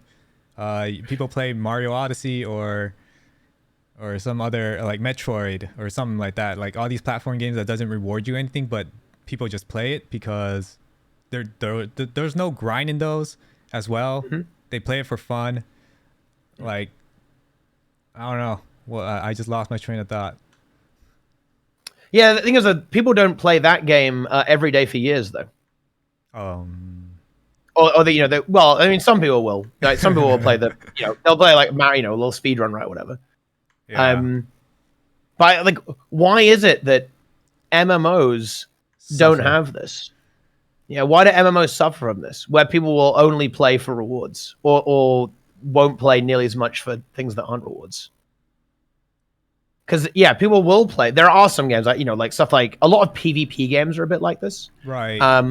You know, you just play to win, right? Like the reason you play League of Legends, there is a progression system there, funny enough, but the reason you play is to win. Counter-Strike, CS:GO, you know, Counter-Strike. That doesn't have any. You play to win. Yeah, you play to win. You just play to win.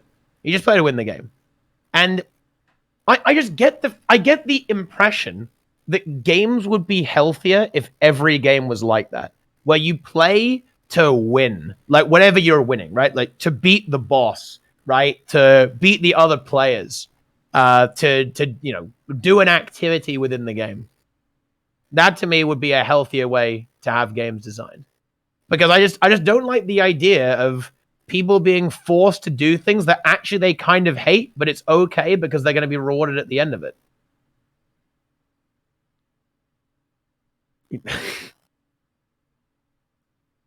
What can I say? I'm just a very picky gamer.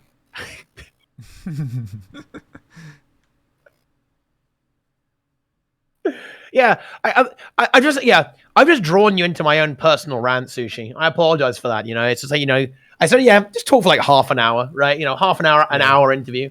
Just drawing you into my personal hatred of video games. No problem, so, man. No problem. I enjoy listening to you. I enjoy listening to you. Your videos are fire, right? Fire. I love it. It was so good. I particularly love the fact that you like read the Reddit thread on your video. It was so good, actually. Holy shit, it was amazing. Like, Oh, man. Okay. You're obviously you're an enthusiastic, upbeat guy. I can tell that, right, from talking to you here.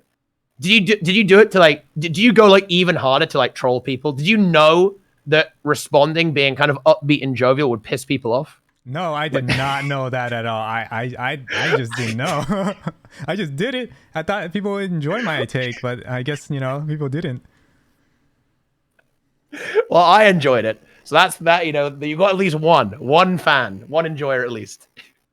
I actually, wait, what was the, I gotta ask this. Okay, because someone said this earlier in the chat. And I've heard this said actually, and I believe some of your YouTube videos as well. Like, it's like the cup of flour technique. What is that? What? Well, something similar to that. Like, I don't know. There was like someone was asking you have like a special technique that you use, and I have no idea what it was in reference to. I don't know either. Technique? Yeah. Well, maybe the chatter is still here. They can say what's going on. Yeah, they elaborate on that. They were here at the start. Yeah. There was a question like, they said you were doing everything you can to avoid talking about it. Talking about what? If I wanted to talk about something, I'll talk about it straight up. Well, I don't know either. That's the, Yeah, I'm asking the question. Yeah. I've got no idea. No idea what this individual was referencing. I'm just talking to that individual, not to you. Yeah.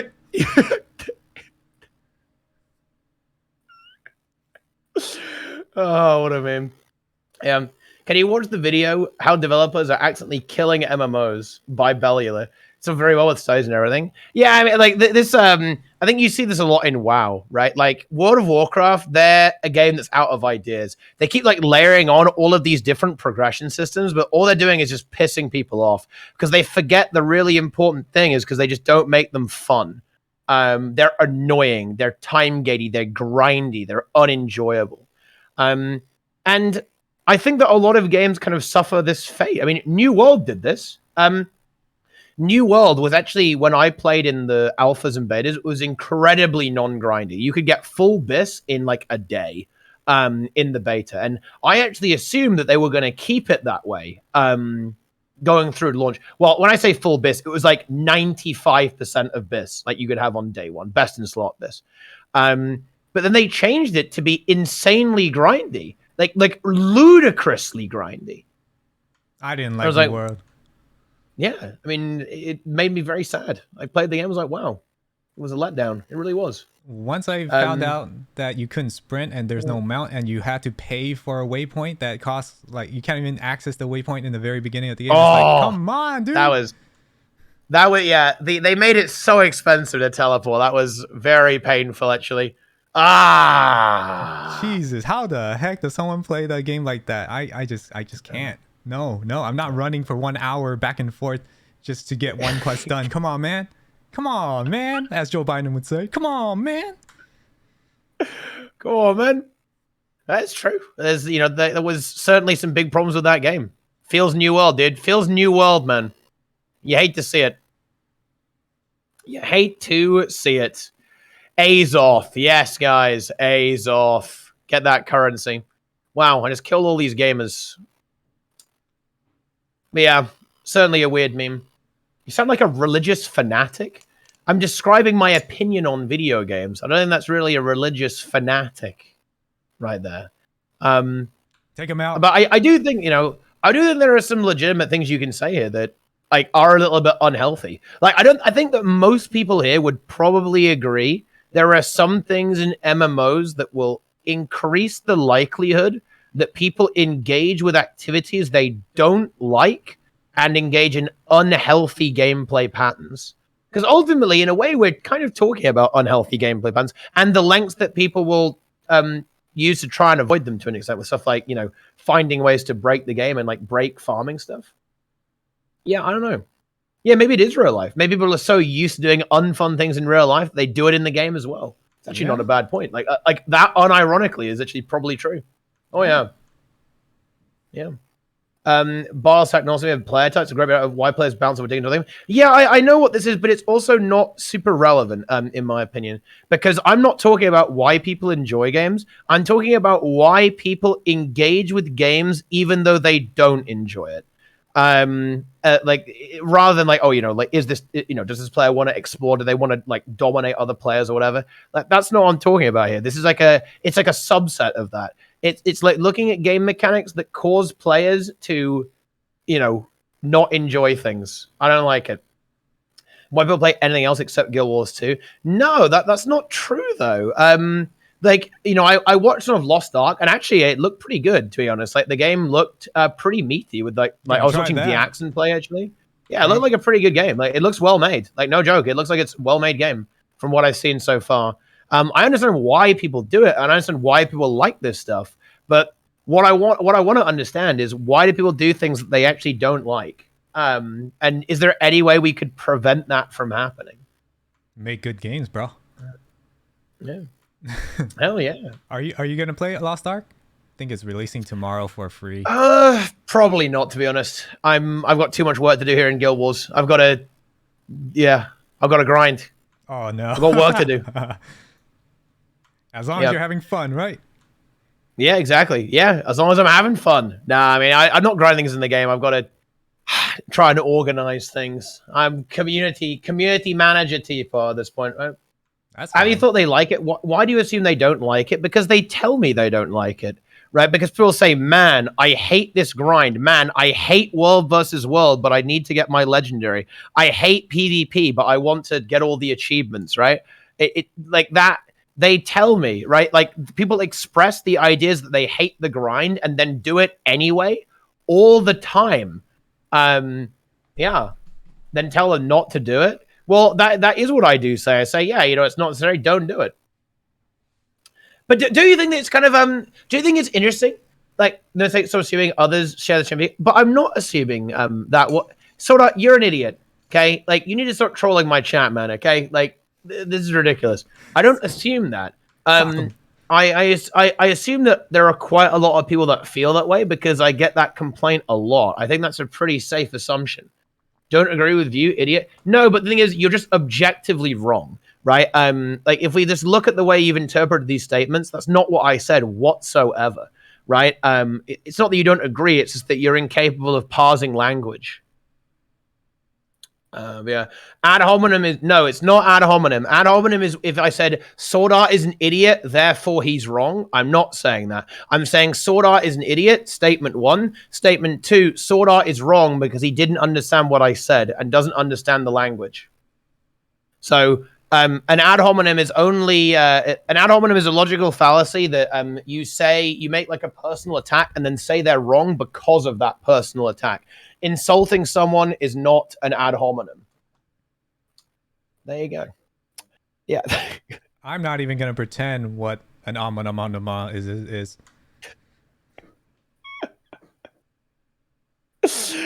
Oh man, what a meme. Yeah, it's all good. Don't worry. I'm just debating the chat. Okay. You assume everyone playing the games equals bad reasons? No, I don't assume that. Just to clarify my position, I think that some people engage with the game even though they don't like it, and that interests me. That's something that, okay, what's going on there? Like, what is happening? Why is that happening? Like, what's the situation? Other me equals stupid. Yeah, I mean, yeah, that is a Giga Chad take, to be fair. Yeah, you are definitely a Giga Chad. If you disagree with me, idiot, confirmed. Right? My addiction forces me. Right? Yeah, is that's it, boys? Yeah, I'm addicted. You're forced to do it. Oh man, dang! What's with the toxicity, man? Leave him alone. Yeah. Well, listen. Look, if the chat's acting up, you got to put him in line. Oh, right. Yeah.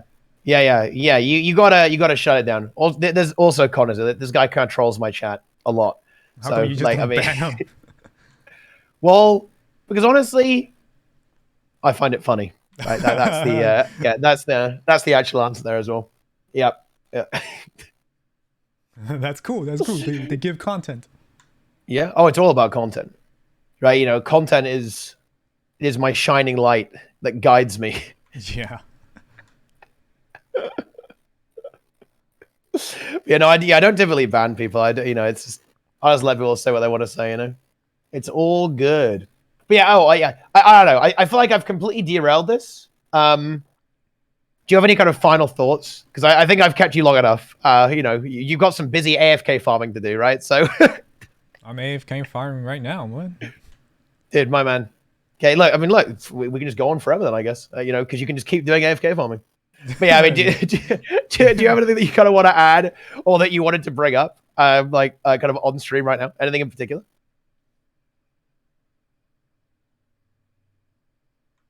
Anything personal? Can I ask? Yeah. You can do anything. Yeah. Oh yeah. Oh yeah. Do you do anything else besides streaming? Yeah. I'm a developer. Code man. Oh. But not as much as I used to. A lot less. Is a low hour capacity these days because obviously now with the stream I make decent money off Twitch. Subscribe now, guys, with Twitch Prime. Let's go. But just to make sure, you got to keep it ticking on. It's got to make sure that I'm not going to end up not being able to buy gems. You have 200 accounts. You'll be fine with gems. Yeah, millionaire. Actual millionaire. Look, there you go. 5 gifted subs from Sub-Zero. 10 daily gifted subs now. Insane. I wish someday I can be like you. Yeah? You're gonna start grinding Twitch big time? Big stream, big subs? Yeah. Okay. Yeah? Do you want to kind of talk about like what's why should we come watch you? Tell me. Dang, man. I don't know. You're putting me on the spot, man. I need to think about this well.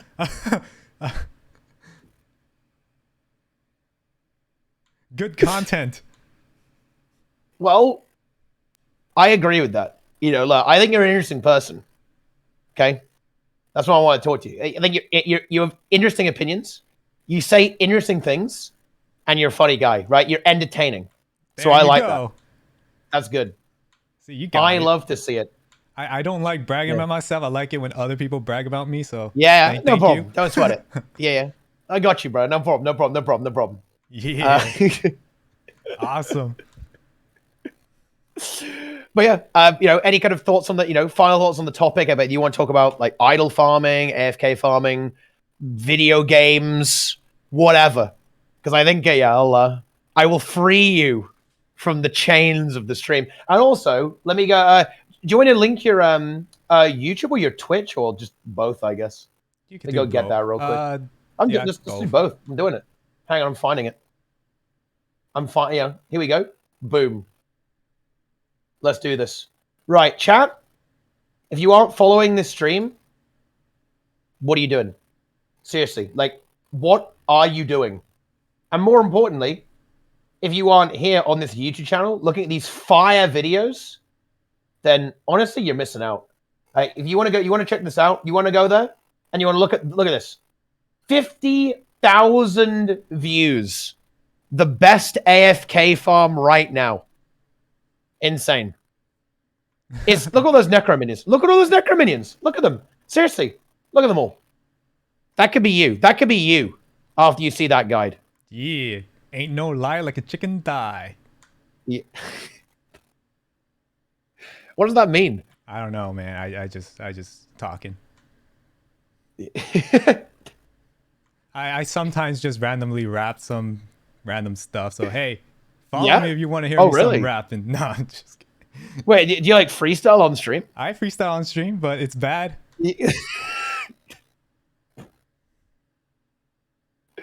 What do you freestyle about?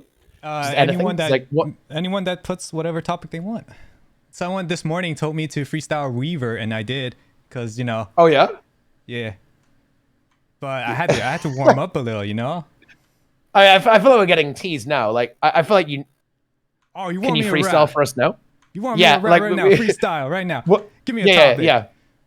Yeah. Let's see. Chat. I want the chat. Chat. What topic do you want? Can it be like any topic, or do you want it about the game? Any topic, but I need to know who it is or what it is. What it's about. It can't be like celebrities or anything because I don't know much about celebrities. Okay. Yeah. Unsurprisingly, they want AFK farm freestyle. AFK farm freestyle. You know, Yeah. on my channel, I would rap for 1 minute if you had 30,000 points. But, you know, for you guys right now, I'll probably rap like 4 lines, you know, so you get a little taste. A little Oh, taste I of the like that. medicine, you know, Yeah, right? yeah. And if they want more, they've got to get in there, right? And watch the stream. So they can get, yeah. I like that. That's good. That's good. All right, hold on. Let me see. I need to look at the AFK stuff here. Let me warm up. Yo.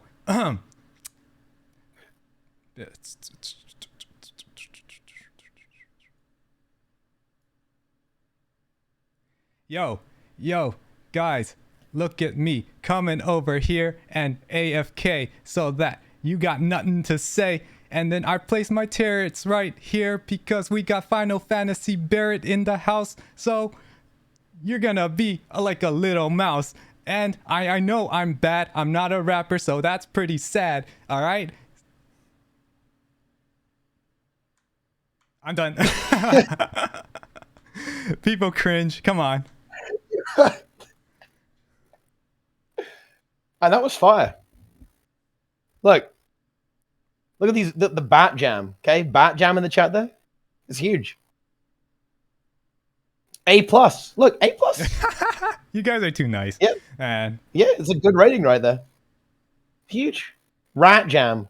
Do you have like the emotes enabled on your channel, like rat jam? No, I don't know. I don't even know how to set any of those up. Are you aware of what a rat jam is? Nope.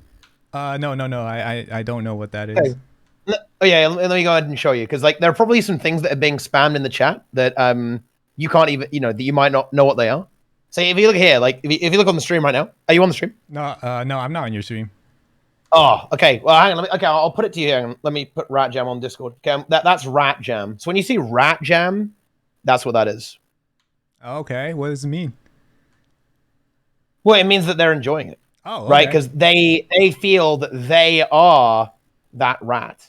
You know, they're just jamming. You know, they're kind of going back and forth. Yeah, they're expressing their enjoyment because they're saying that they are like that rat. One of my viewers say, I'm never spending 30k points on that ever. Yeah. See, that's honest, man. Come on, guys, be honest. No, you know, there's one thing that I'm actually very proud of my community for. I'm pretty proud of cultivating this culture. They like content a lot. No matter what that content is, they will enjoy it and they will consume it. And that was content. Awesome. Well, there you go. If you like that kind of content, join my channel or just Twitch. Boom! Usually, I'll be on doing CMs after MightyTeapot gets off. I know he gets off around the time I get on for Guild Wars 2 stuff. Boom. So there you go. If you want 24/7 streaming after MightyTeapot, you come to me and watch me play some raids and fractals and whatever I got in store for you. All right. Okay. I think that's kind of a good place to wrap it up.